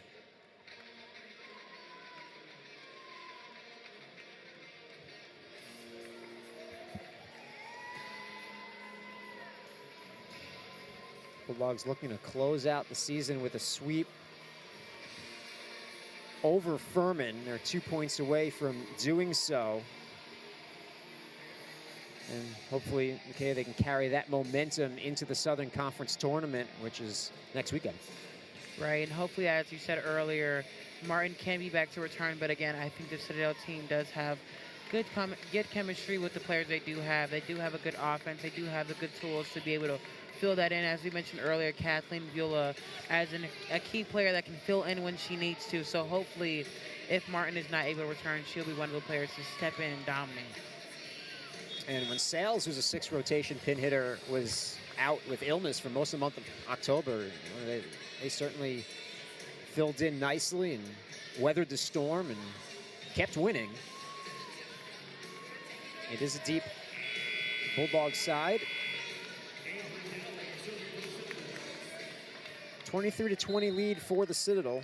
Ainsley Dowling behind the line. Serve Siegfried. The dig from Shively. Ruffin steps in and hits one long. Ruffin going for the big swing. I mean, I think she thought the middle blocker of Furman was going to have her hands up just a little sooner so she could use those hands as a target, but it did not work in her favor. Siegfried serves Elgert. Ruffin is denied, and the Paladins are within one.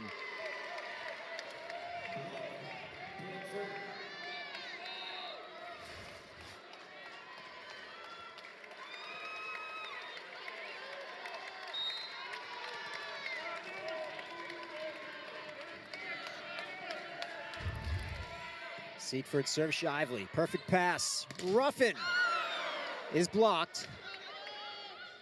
They'll go to Delancey in the dig from Augustin. Haynes. We are tied at 23 here in set 3.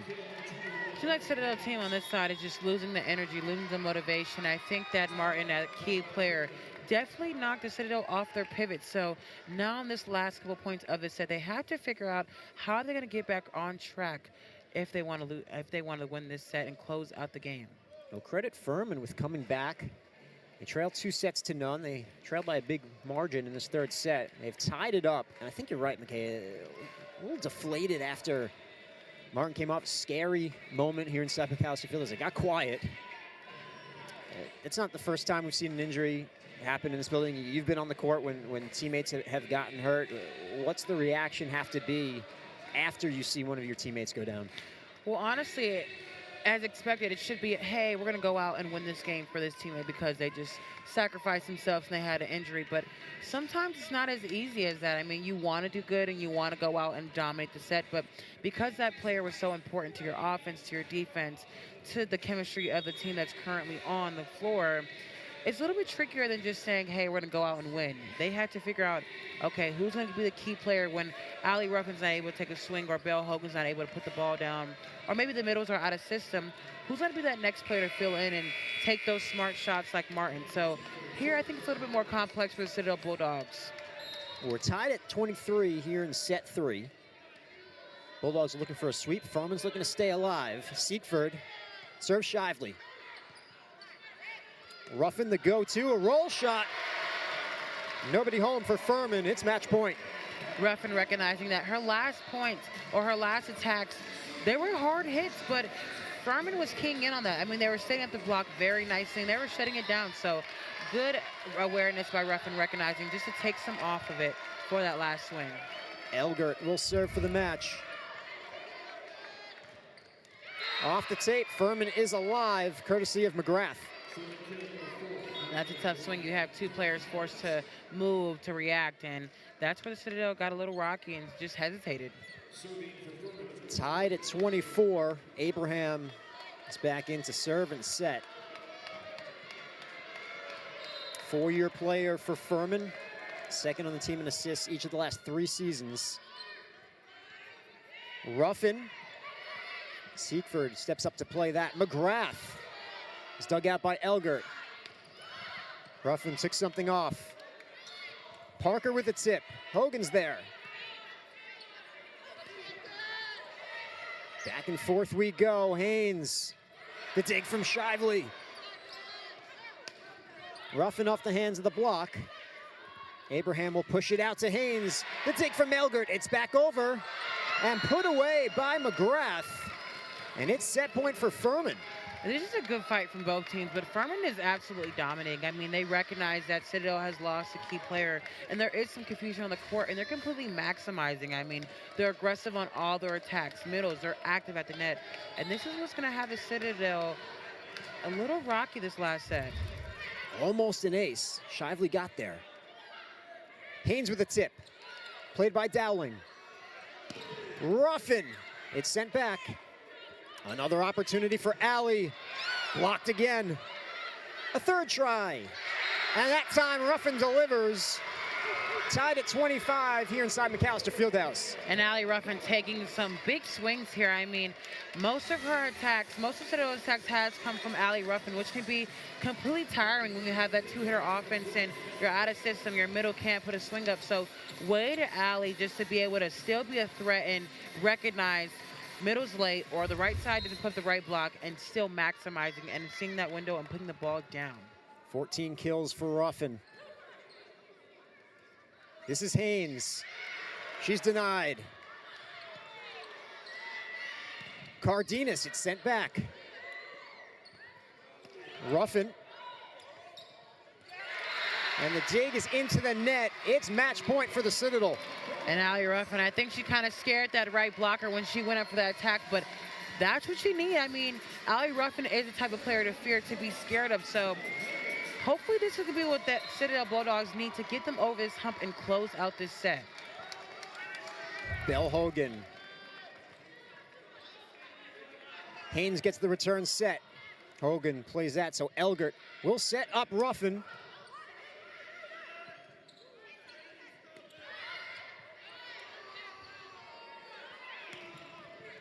The dig from Seekford.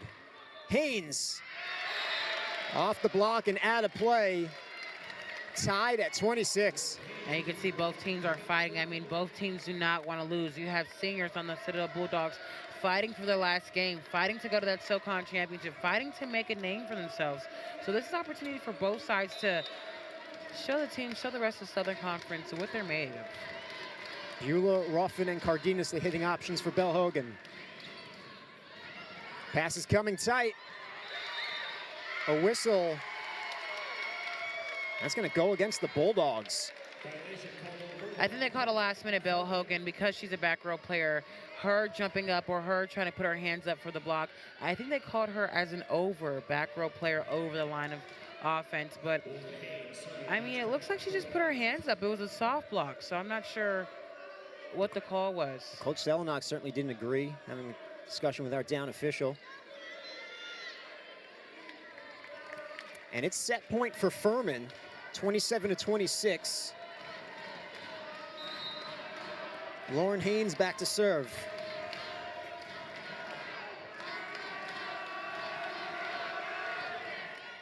She serves Beulah.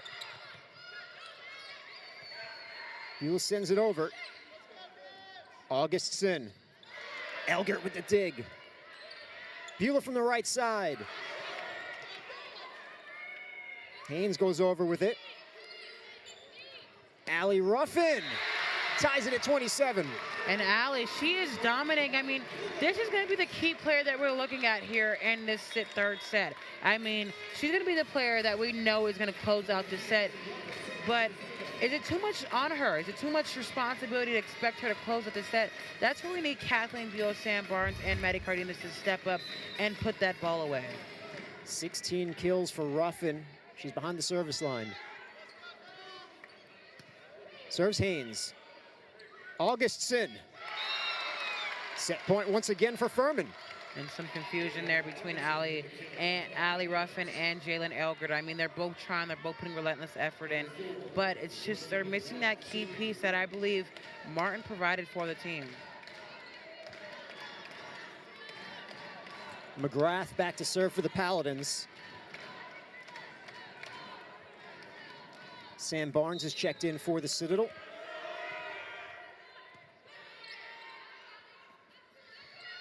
Ruffin from the back row. Haynes steps up to play that. Augustson is blocked. Sam Barnes rejects Augustson. And Sam Barnes bringing a great energy in as she closes that block. She sets that blocks up for Maddie Cardenas to close. Great read by Sam. And that is what you need going into this third set. If you want to close out this set, you need some plays that's going to bring some energy and boost up morale. Barnes, a sophomore from Colorado Springs. Watson serves Haynes. We're tied at 28. Augustson. It's played by Ruffin. Beulah coming back over. And out of play. Set point once again for Furman. Slight miscontact by Beulah at the net. I think she recognized the last minute. But hey, I mean, way to be aggressive at the net. You just have to be smarter once you're in the final points of a set. And senior night, you know, she'd love to come up big for the Bulldogs here. Stepping in for the injured Martin.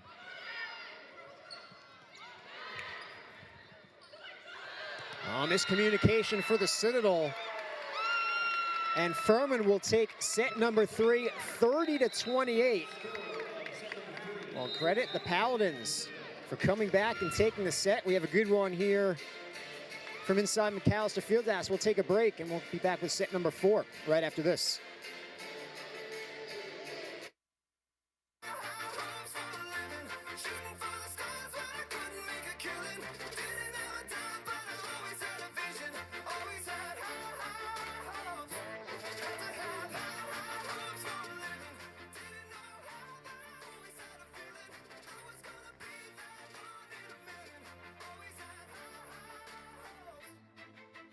Mama said, fulfill the prophecy, be some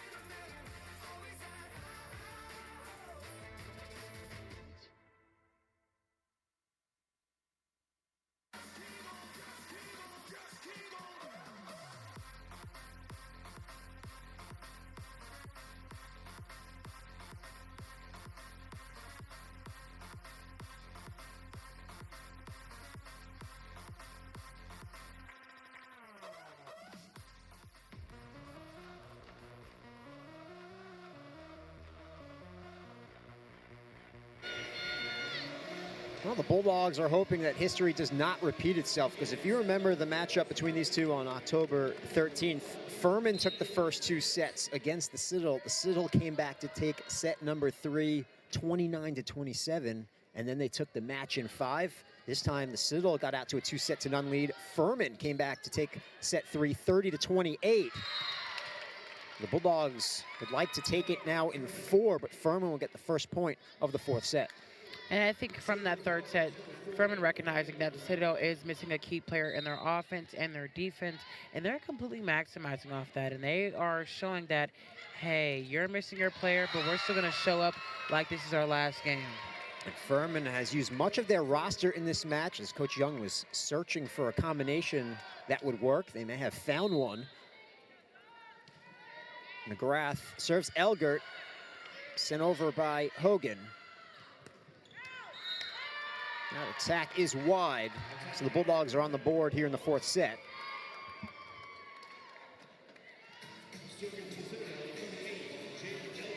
Jalen Elgert back to serve.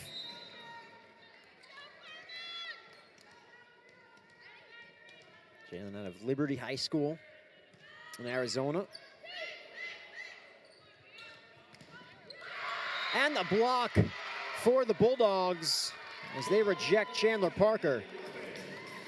And that's a great block by the Bulldogs. Great read by Maddie to be able to close that. And that's the type of momentum they need going into this set, just to boost morale and get the Citadel back into it. Tied at 2. Elgert serves Headley. Perry out of the middle gives Furman a 3-2 lead.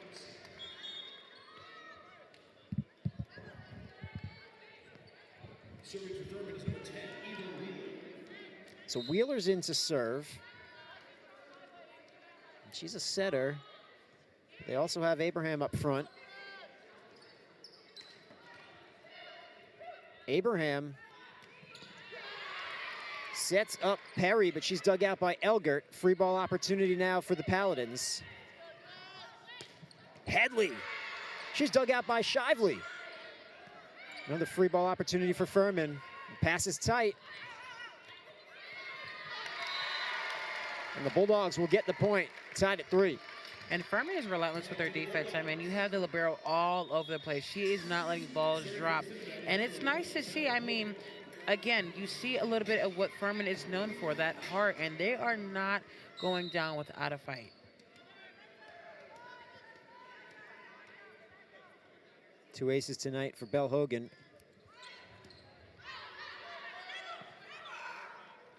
Headley off the hands of the block. Beulah from the right side.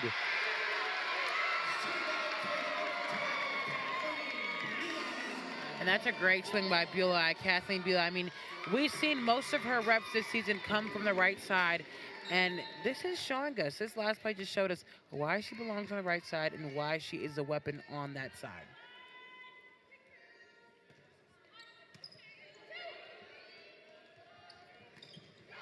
The block for Ruffin.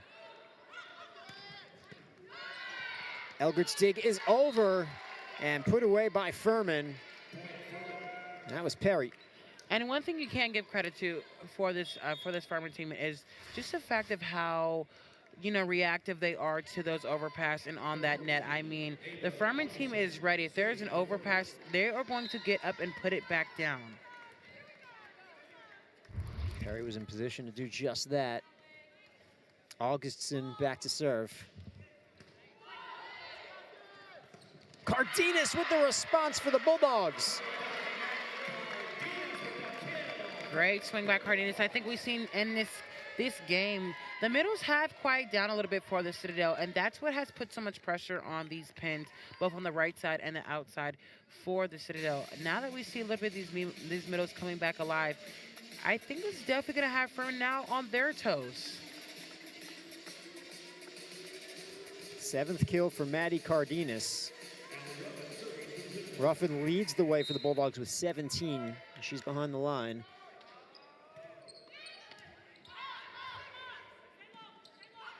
Haynes. We're waiting for a call here. It goes to the Bulldogs. An attack error for Haynes. They're definitely looking for possibly an attack off of the outside's hands, or the right side's hands as she went for that attack, but it didn't even clear the tape.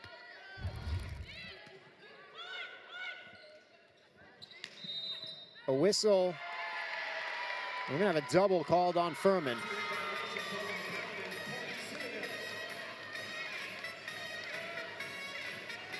Going on a run behind the serve of Allie Ruffin. Citadel leads 7-4 here in set 4.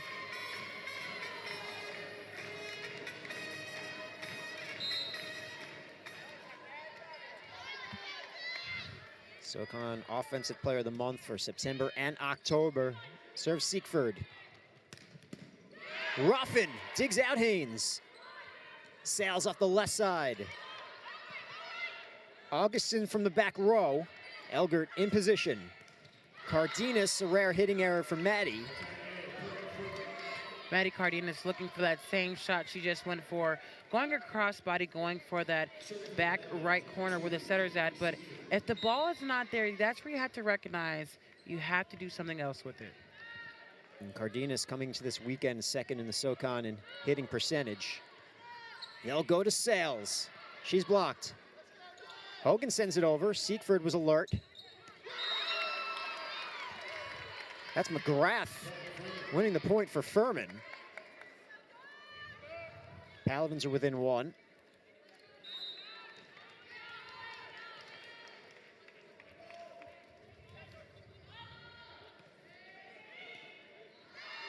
And the ace for Siegfried.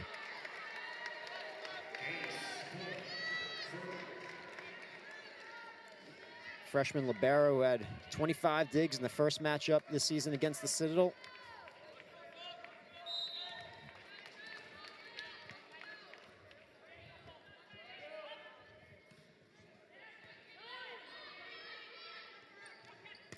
Beulah, cross court.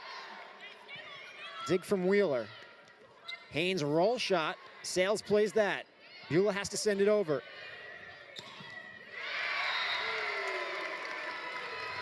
Beulah coming alive in this set. I mean, her attacks from the right side have definitely been something that is going to force that outside blocker on Furman to stay there and respect her and not just put so much pressure to shut down those very agile, those very good middles that the Citadel does have. So having a refreshing right side for the Citadel is definitely going to give the Citadel a boost in terms of their offense for this set 4. Here's Mia Watson. Serves Haynes, passes tight.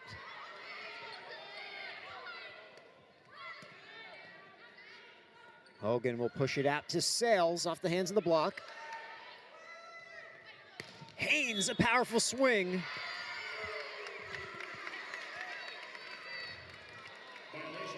Haynes coming back alive in this 4th set. I mean, she is definitely showing that she is an offensive threat. She has been getting up and putting balls down, and that is exactly what you don't want for the Citadel going into this 4th set. Well, we're tied at 8. Abraham's back to serve. She serves Sales. Delancey, a connection there between Hogan and her middle, Gina Delancey.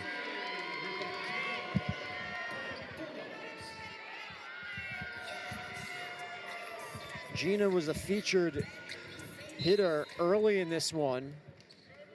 Hasn't seen as many sets of late. She picks up her 12th kill. Ruffin from the pipe.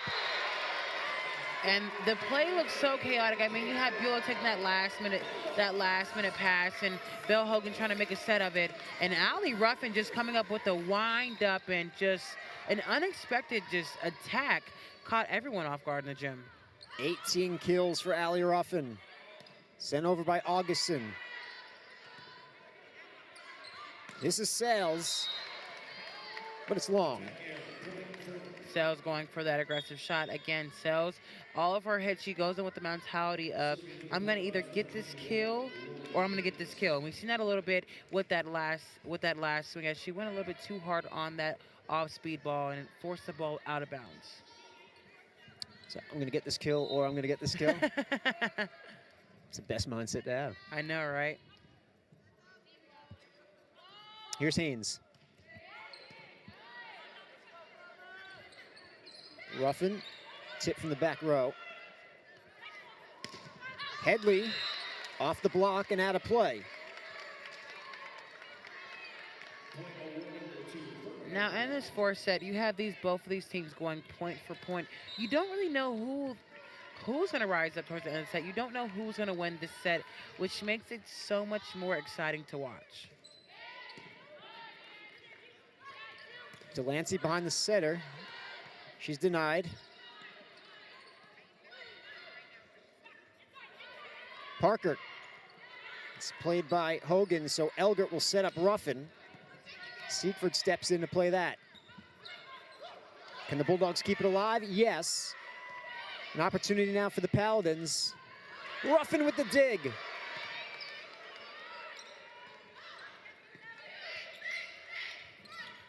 Headley finishes it off for Furman. And that's a great swing by Headley. She's showing us that why she's one of the most dominating players in this league. I mean, in this conference. When you have a play like that where it's just so long and drawn out, everyone's tired, everyone's legs are gassed. If you're able to execute and still put the ball away, that's what makes you one of the best hitters in this conference. Comes into this weekend 9th in the SoCon in kills per set, is Headley. Sales. Responds for the Bulldogs.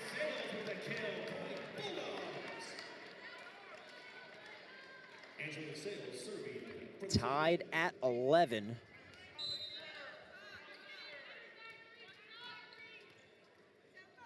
One ace tonight for Sales.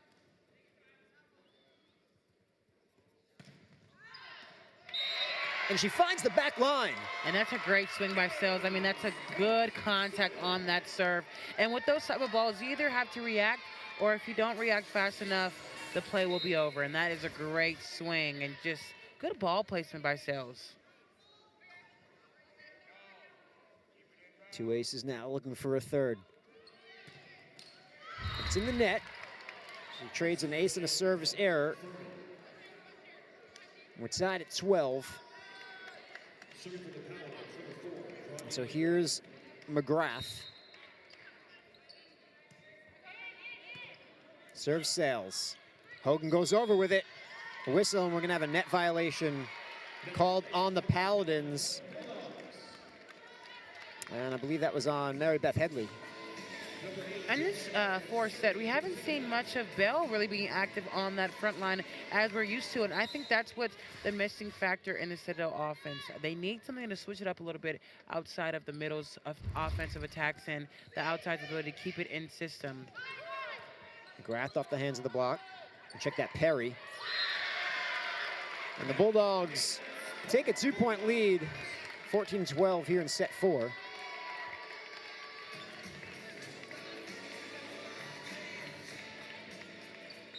Jalen Elgert. Jalen has one ace tonight. Headley.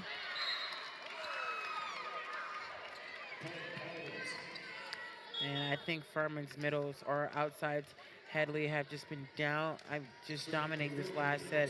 It's really forcing Belle Hogan to really step up and try to be that defensive right side that we need her to be in this set. 7th kill for Mary Beth Headley. Ruffin with a rocket. It's kept alive. Oh, terrific defense from Furman. Scrappy play, and Hogan will steal a point. That will bring us to immediate timeout midway through set 4. Belle Hogan will get the kill for the Bulldogs. They lead Furman 15-13.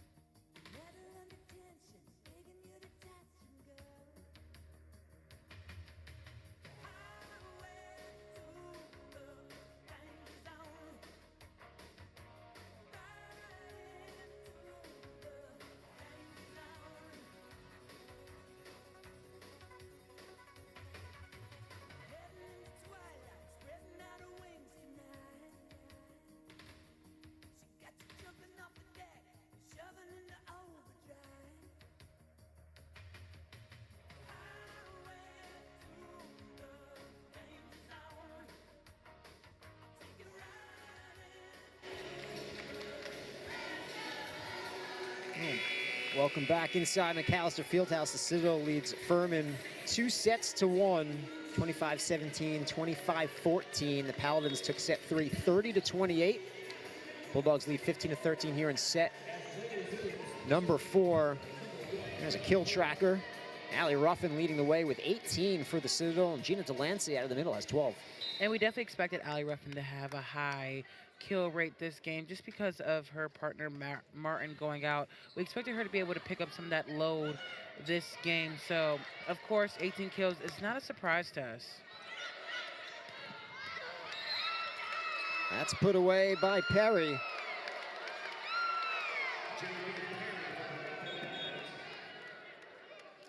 Furman back within 1. 7th kill for Genevieve Perry.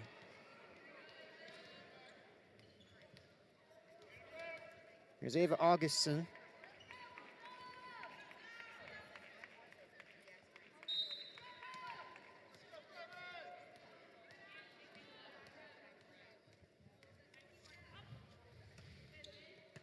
Serves Elgert. Ruffin. Oh, it's dug out by Wheeler and sent back over. Cardenas is blocked. Cardenas with a tip that's played by Siegfried. Furman picking it up defensively on this point. And here come the Paladins. Tanner. And it's wide and out of play. We give Furman some credit on that sequence defensively. I mean, they're relentless, and they have Siegfried in the back row, and Siegfried is absolutely phenomenal. I mean, her relentlessness and her just ability to read balls and go for those balls, it's what's keeping Furman in this game. So it's not surprising to me that Furman's picking up these amazing balls. And only a freshman. Beulah had to reach back for that. And it's Perry out of the middle. I think if the Citadel wants to shut down some of these kills coming from Furman's side, they definitely have to be more reactive on the front line. They have to recognize who is hitting, what the offense look like, what the pass is, and get up and put up an early block to shut down those hitters. 8th kill for Perry. Kennedy Siegfried. She serves Sales. This is Beulah. She'll get the kill off the touch. I think Citadel, we definitely need to see more offense coming from the right side. I think Beulah has been extremely effective in this 4th set in terms of putting the ball down, getting the Furman out of system. So if the Citadel definitely wants to win this set, they need to get their middles and their right sides more involved. 2nd kill of the night for Beulah. Tanner responds off the right side for Furman.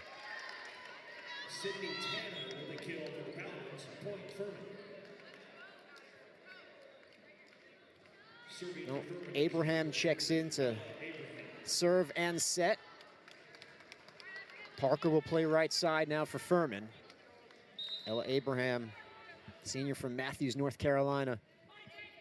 Serves Elgert, overpass. Ruffin keeps that alive, but only for a moment. We're tied at 17 here in set 4. You see the frustration on the Citadel side as it seems like communication is not there and things are starting to fall apart.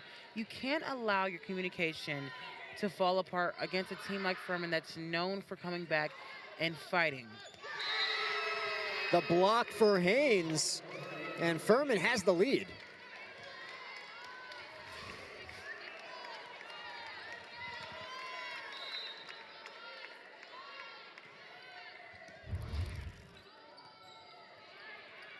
Sales is denied.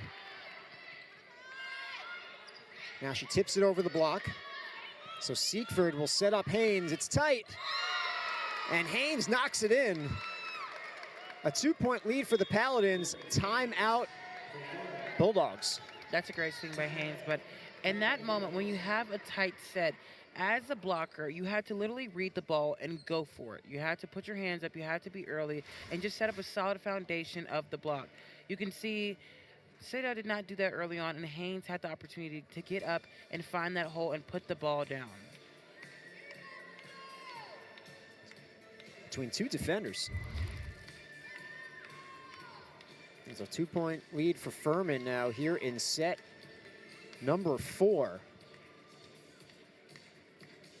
10th kill of the match for Haynes. So she's in double digits and she's leading the way for Furman. It's been a pretty balanced offensive attack for the Paladins. Haynes has 10, McGrath has 9, Perry has 8, Headley has 7.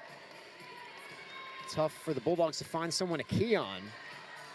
And Haynes she has been phenomenal to this set. I mean, she is bringing some of that wisdom, some of that experience, and she's showing, hey, in these tough moments, when the pressure's on, when the ball's on the line, I'm going to show up and I'm going to put the ball down. And that's what Furman needs if they want to go against Citadel champs.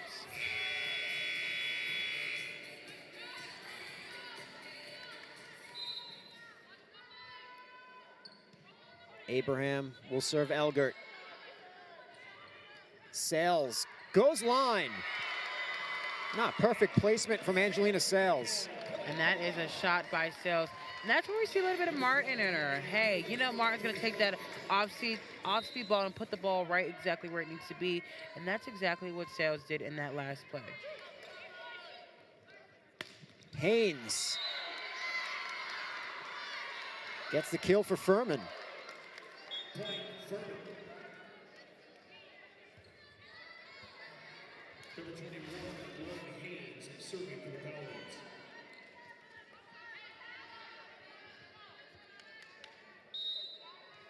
So after the kill, Haynes will go back to serve. Brooke Shively has checked in for the Citadel. It's a service error for Haynes. This gives the Citadel the opportunity to reset and come back into these last couple points of set 4 with the mentality of keeping it clean, playing a good game, and being effective on the front line. 4th service error for the Paladins. Let's go along with 4 aces. Bulldogs have 10 of each. Tip from McGrath. Hogan sets up the Lancey. Siegfried will do the same for Headley. Shively with the dig. Ruffin comes in on it. Back and forth we go. Ruffin tied at 20 here at set 4. Ruffin seeing some of that success that Sales had, giving a good off-speed shot down the lane, and she's doing the same thing, putting that ball exactly where Sales just put it. And that's where I think we're going to have some success for Citadel offense.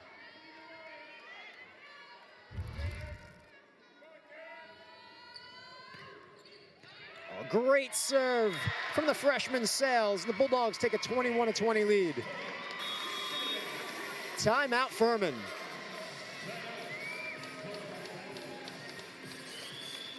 Third ace of the night for Angelina Sales. You can see why she always has the green light. And Sales, she is just a different type of player for the Citadel offense and defense. I mean, she's picking up those balls in the right back. She's very effective behind that serving line. And then she also offers some variety on the front line with her swing. So I think this is definitely a player that you want to key in on and recognize here in this 4th set as, hey, she's showing up and she's putting the ball down and she's doing what she needs to do. Moved over from the right side to the left side. She's got 7 kills, 9 digs, 3 aces. Her 3rd ace gives the Bulldogs a 21-20 lead here in set 4. They try to close out the match. They took set number 1, 25-17. A lopsided set number 2, 25-14. Furman took a thriller in set 3, 30-28. And we have a tight one here in set 4, 21-20.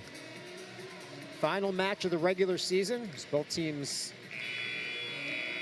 getting their final tune-up before the Southern Conference tournament. They could potentially meet in the semifinals, depending on how things play out.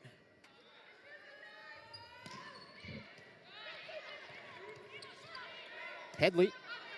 It's played by Sales. Delancey. Gina Delancey picks up her 13th kill of the night, and the Bulldogs are 3 away.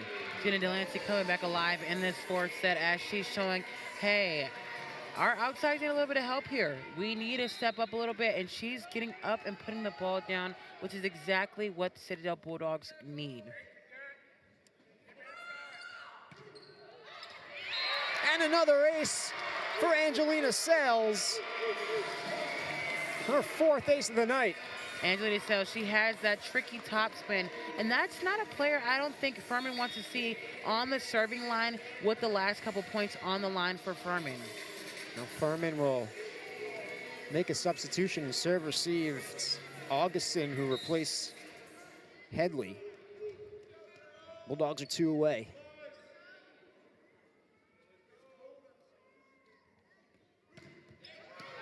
One's played by Haynes. Augustin ends the Bulldog rally. Furman trails 23-21.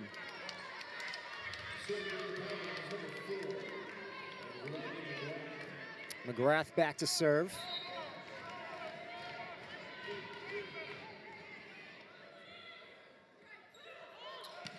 Allie Ruffin is dug out by Haynes. Delancey. That was played by Abraham. Now Augustin. Paladins are within 1. You see this Furman side, they are not giving up. I mean, they're relentless with their kills. They're trying to be very smart with their shots, and they're utilizing the very tired Citadel team and going for those hands. Timeout Bulldogs. They lead 23-22 here in set number 4.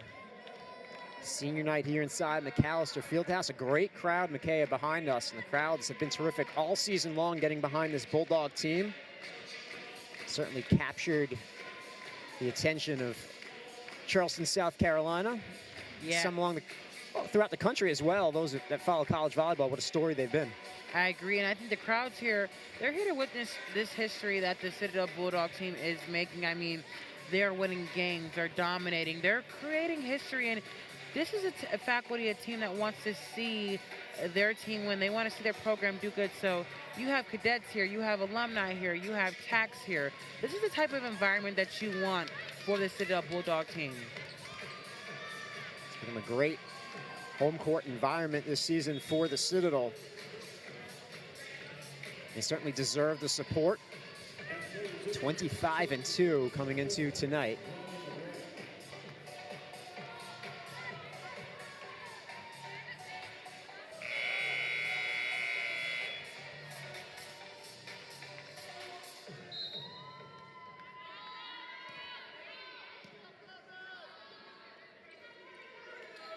Roughing off speed. Parker tied at 23. You can see both teams finding a little bit of success on utilizing swinging down the lines. As you see, Jalen Elgert was not ready for that ball. And an ace. It's set point for Furman.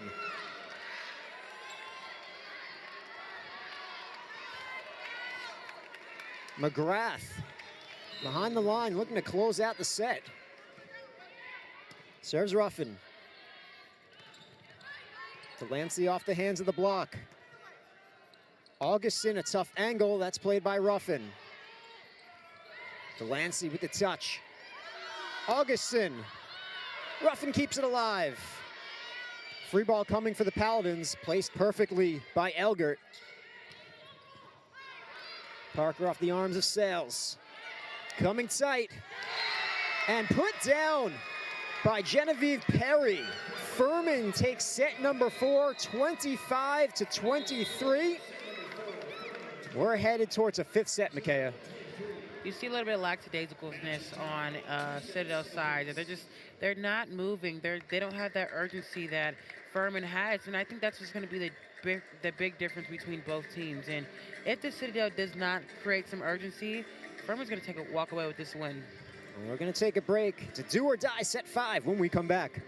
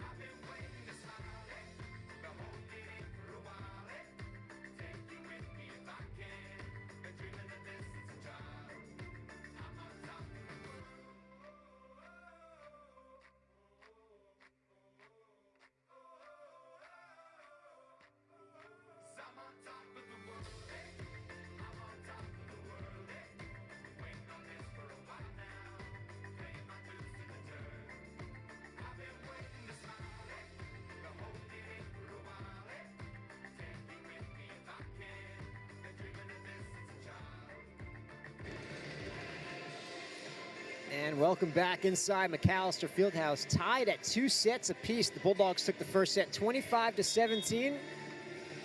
Took the second set 25-14, dominating Furman early.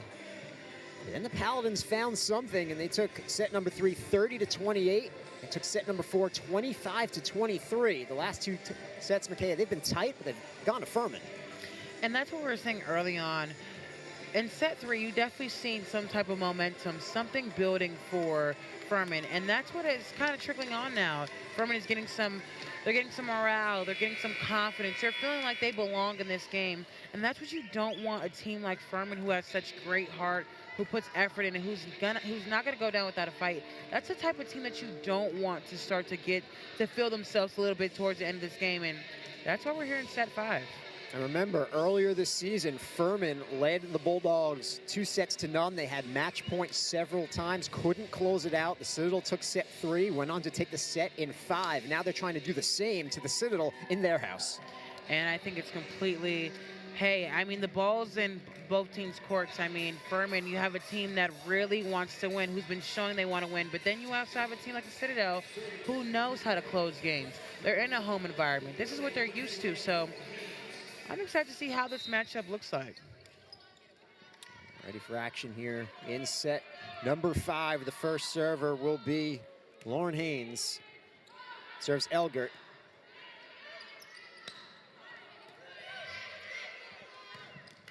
And the block, one-on-one. It's Gina Delancey.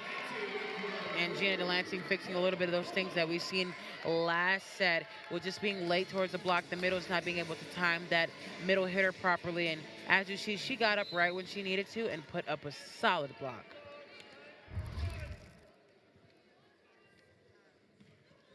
Fourth block of the night for Delancey, and an ace off the tape for Jalen Elgert.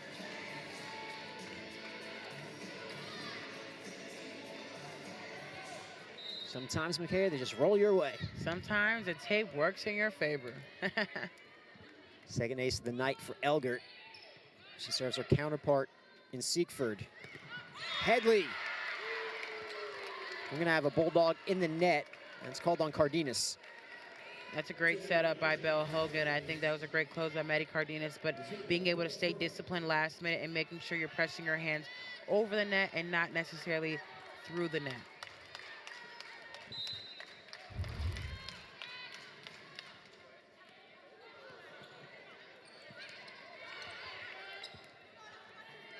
Headley, a diving dig from Elgert.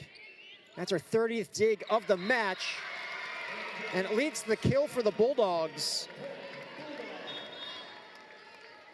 Sells coming in with a strong hit from the back row. I don't think that Furman was expecting Sells to be so aggressive and take that swing, but that is what is Sells' best. I mean, that's what she does. Again, that's that killer mentality. She's going to get the kill or she's going to get the kill. Parker tips it past Ruffin. That point will go to the Bulldogs. Violation against Perry. And Furman is arguing that call. Let's take another look. Watch number 16. Yeah, you see, the ball didn't get get to cross the plane of the tape. It didn't get able to at least be a neutral ball where, okay, Furman can get up and close the ball. It seemed like Furman reached over and prevented Bell from being able to at least get the ball up with her hands and dig the ball and get a good set to someone.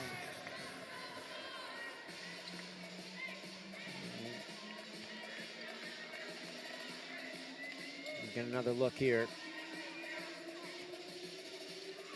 Furman certainly doesn't agree with the calls. Coach Young's having a long discussion with our R2. The point will stay with the Citadel. They lead 4-1 here in set 5. Belle Hogan back to serve.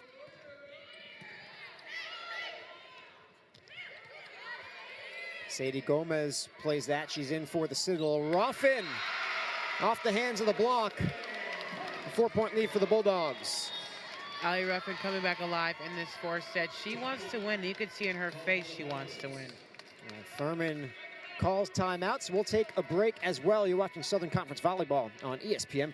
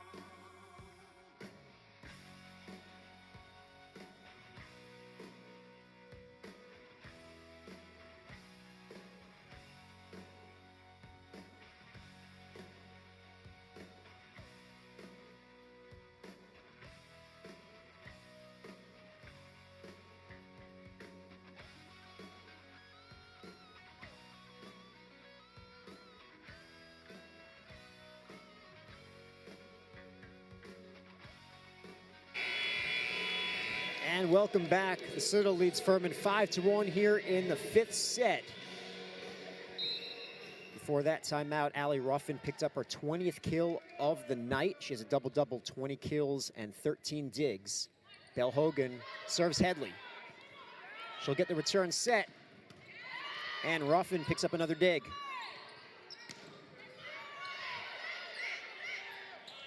Parker. Elgert will set up Ruffin.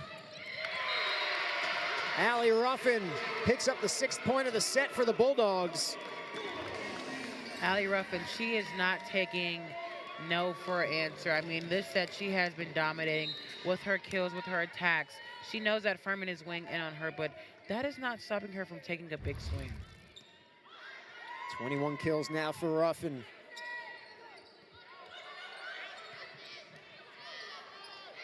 Ruffin pushes for the back corner. That was tracked down by Haynes. Headley. And a double will be called on the Paladins. Citadel Bulldogs being extremely effective and playing a clean game, making sure that if anyone's going to make an error, it's going to be Furman, and that's what we've seen here in this 4th or 5th set. Bulldogs leading 7-1 here in set 5.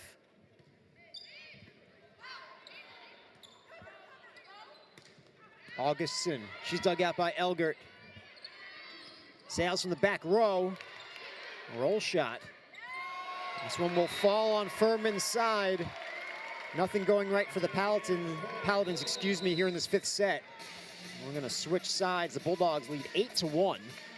And I think that's the difference that we've seen in this 5th set. The 4th set, Citadel Bulldogs were extremely error heavy, and going into this 5th set, I think they made it in their mind that we're going to play a clean game, and if anyone's going to make an error, it's going to be Furman. And if we're going to make an error, it's going to be aggressive errors, and that's what we've seen here in this 5th set. How often this season have the Bulldogs gone on a run with Belle Hogan behind the service line? It seems like every match that we're here for. They're going on a run right now, leading 8-1. And as I say that, you know, a service error. The announcer I think you jinx. absolutely jinxed that one. Well, they have a nice cushion. Serving for the Paladins, number 10, Evo Wheeler. And it's actually an 8-2 lead for the Citadel, and the scoreboard's wrong here inside McAlister Fieldhouse.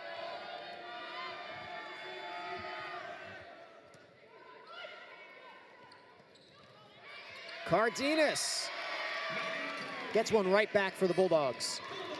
Citadel Bulldogs trying to work hard. They're trying to find something that can keep them going, get them right over the push, get them right over the line, and I think that they found that combo. And now the score is correct, 9-2.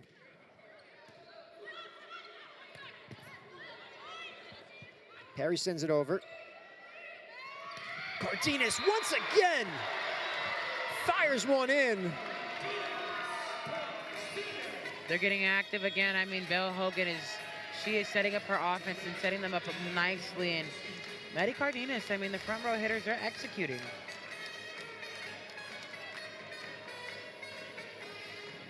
Take another look at this attack from Cardenas. Nothing Perry can do about it. And the Bulldogs have a 10-2 lead here in set 5. You hear some of the crowd trying to tell the officials it's 10-2, it's 10-2. Again, this environment is all for the Citadel Bulldogs. They all want to see them win, and again, we're just here to watch history be made. So the Bulldogs have already locked up a regular season Southern Conference title on the number 1 seed heading into the Southern Conference tournament. They'd love to go in with some momentum coming off a 5-set victory over a rival in Furman. Certainly don't want to go into that tournament coming off of a loss. They're looking good here in set 5, an 8-point cushion, which is huge in the 5th set because 5th set's only up to 15. Yeah, I mean, in the 5th set, it's honestly the first to 8. The first team that can get to 8 is most likely to win. And you see here, as you said, there's a lot of cushion for the Citadel. But again, we've seen earlier what that cushion can do for the Citadel. And for Furman, it gives them a chip on their shoulder to keep fighting. And I think, again, you still don't know what to expect from Furman, even with the score looking as it is.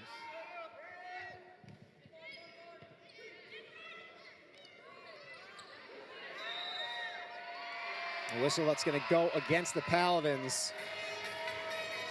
Bulldogs are 4 points away.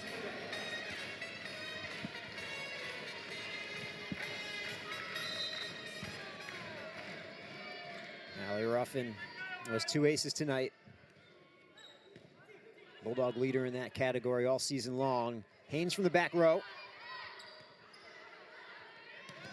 Ruffin is denied.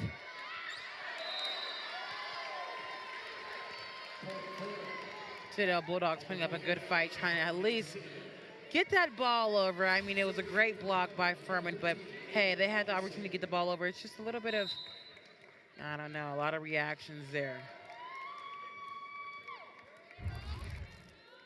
Here's Augustin. She serves Elgert and picks up an ace. Second ace of the night for Ava Augustin. Sixth ace of the night for the Paladins.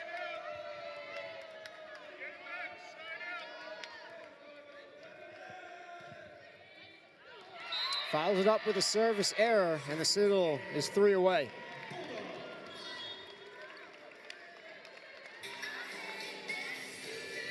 Now I can see we have Sadie Gomez and Maddie and Gina Delancey up. That's going to be a hard block for the outsides of Furman to get through. They bring in their serving sub, Mia Watson. Pass is tight. That's a great set from Wheeler. She sets up her middle, Perry. Serving for Furman is number 2, Kennedy Seaford.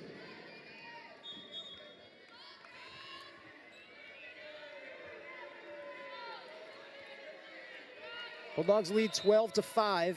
Here's Seekford. Freshman from Sterling, Virginia, serves Ruffin.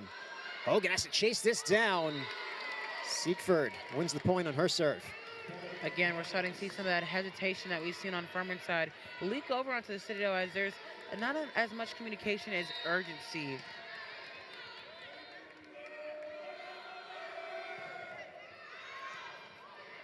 She targets Elgert. Ruffin tips from the back row. Wheeler had to fly up to play that, but the point will go to the Bulldogs, and they're 2 away. Ruffin being extremely selective where she puts that ball at and where the holes on the court are, and good recognition on Ruffin's end. And she has outstanding court vision. Learned a lot of that under the tutelage of Charlisa de Jesus.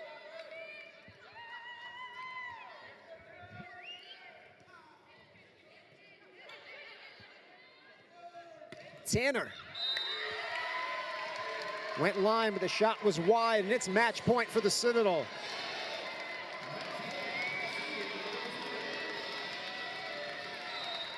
Crowd on its feet here inside McAlister Fieldhouse. Shively serves Augustin. Furman stays alive. And they trail 14-7. Again, you never know with Furman if they're just going to roll over. They are going to keep swinging and keep fighting to the very end. And you see that a little bit from that middle attack. The Bulldogs will try to win the match on serve receive.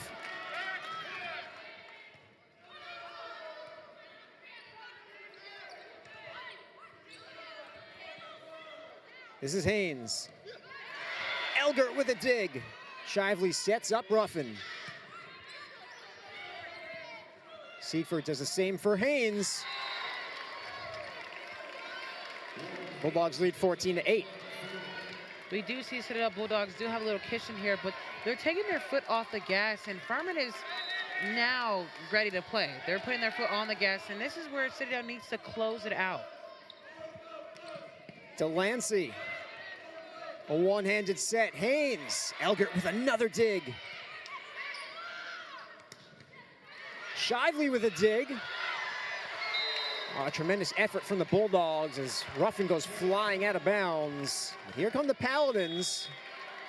They trail 14-9, and the Citadel will call timeout. Still plenty of cushion, Micaiah. The Citadel having some trouble closing out this match. Yeah, they definitely have plenty of cushion, but I think Dave Zelenak definitely recognizes, hey, it's time to nip it in the bud now. Whatever's going through your guys' heads, whatever's causing this hesitation and lack of communication, nip it in the bud now, close out the set, and let's live to see another day and focus on Southern Conference Championship. I mean, they're letting Furman get too many opportunities to feel like they're still in the game. And look they've come back in the lead, and now they feel that they honestly can have a chance to win this game still. They're going to have to win it on serve receive as we take a look at the last point for Furman.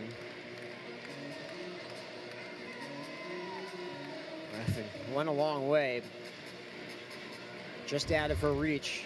Now the key here, just get a good pass. You've got Gina Delancey up front. Love to see her close it out on senior night. In order to set up that middle, you know, gotta have a good pass. With the last swing, I said it's either going to come down to Bella Hogan. If it's a good pass, she's going to put the ball over or set it back to Allie Ruffin to close out the set. Still match point for the Citadel. Abraham back to serve. Sales is blocked. And Hogan with the dump wins the set and the match. The Bulldogs take the match 3-2, 25-17, 25-14, 28-30, 23-25, 15-9. The Citadel will finish the regular season 26-2, 14-2 in the Southern Conference. They, of course, are your Southern Conference regular season champions. They'll try to do the same in the Southern Conference tournament. Furman will finish up 17-10, 8-8 in the SoCon. McKay, your final thoughts. What did I tell you, Dave? I told you either Belle Hogan was going to close the set out or Allie Ruffin. And honestly, this is a great performance on Citadel's and Furman's end. I mean, Furman's showing that they still have that fight. That's a great way to go into Southern Conference Championships with that same drive, that same urgency. But on the same end, Citadel also being able to be resilient and have some type of perseverance and be able to overcome that hype. Hey, yeah, we closed out this team the first 2 sets. We had a strong lead, but we fell off a little bit, and we're still able to regain our focus and close out this game. Oh, it was a great match and a great regular season. Good luck to both of these teams in the Southern Conference tournament. That'll do it for us here inside McAlister Fieldhouse for the final time this season. Alongside McKay and Middleton, thank you to the rest of our crew. I'm Dave Weinstein.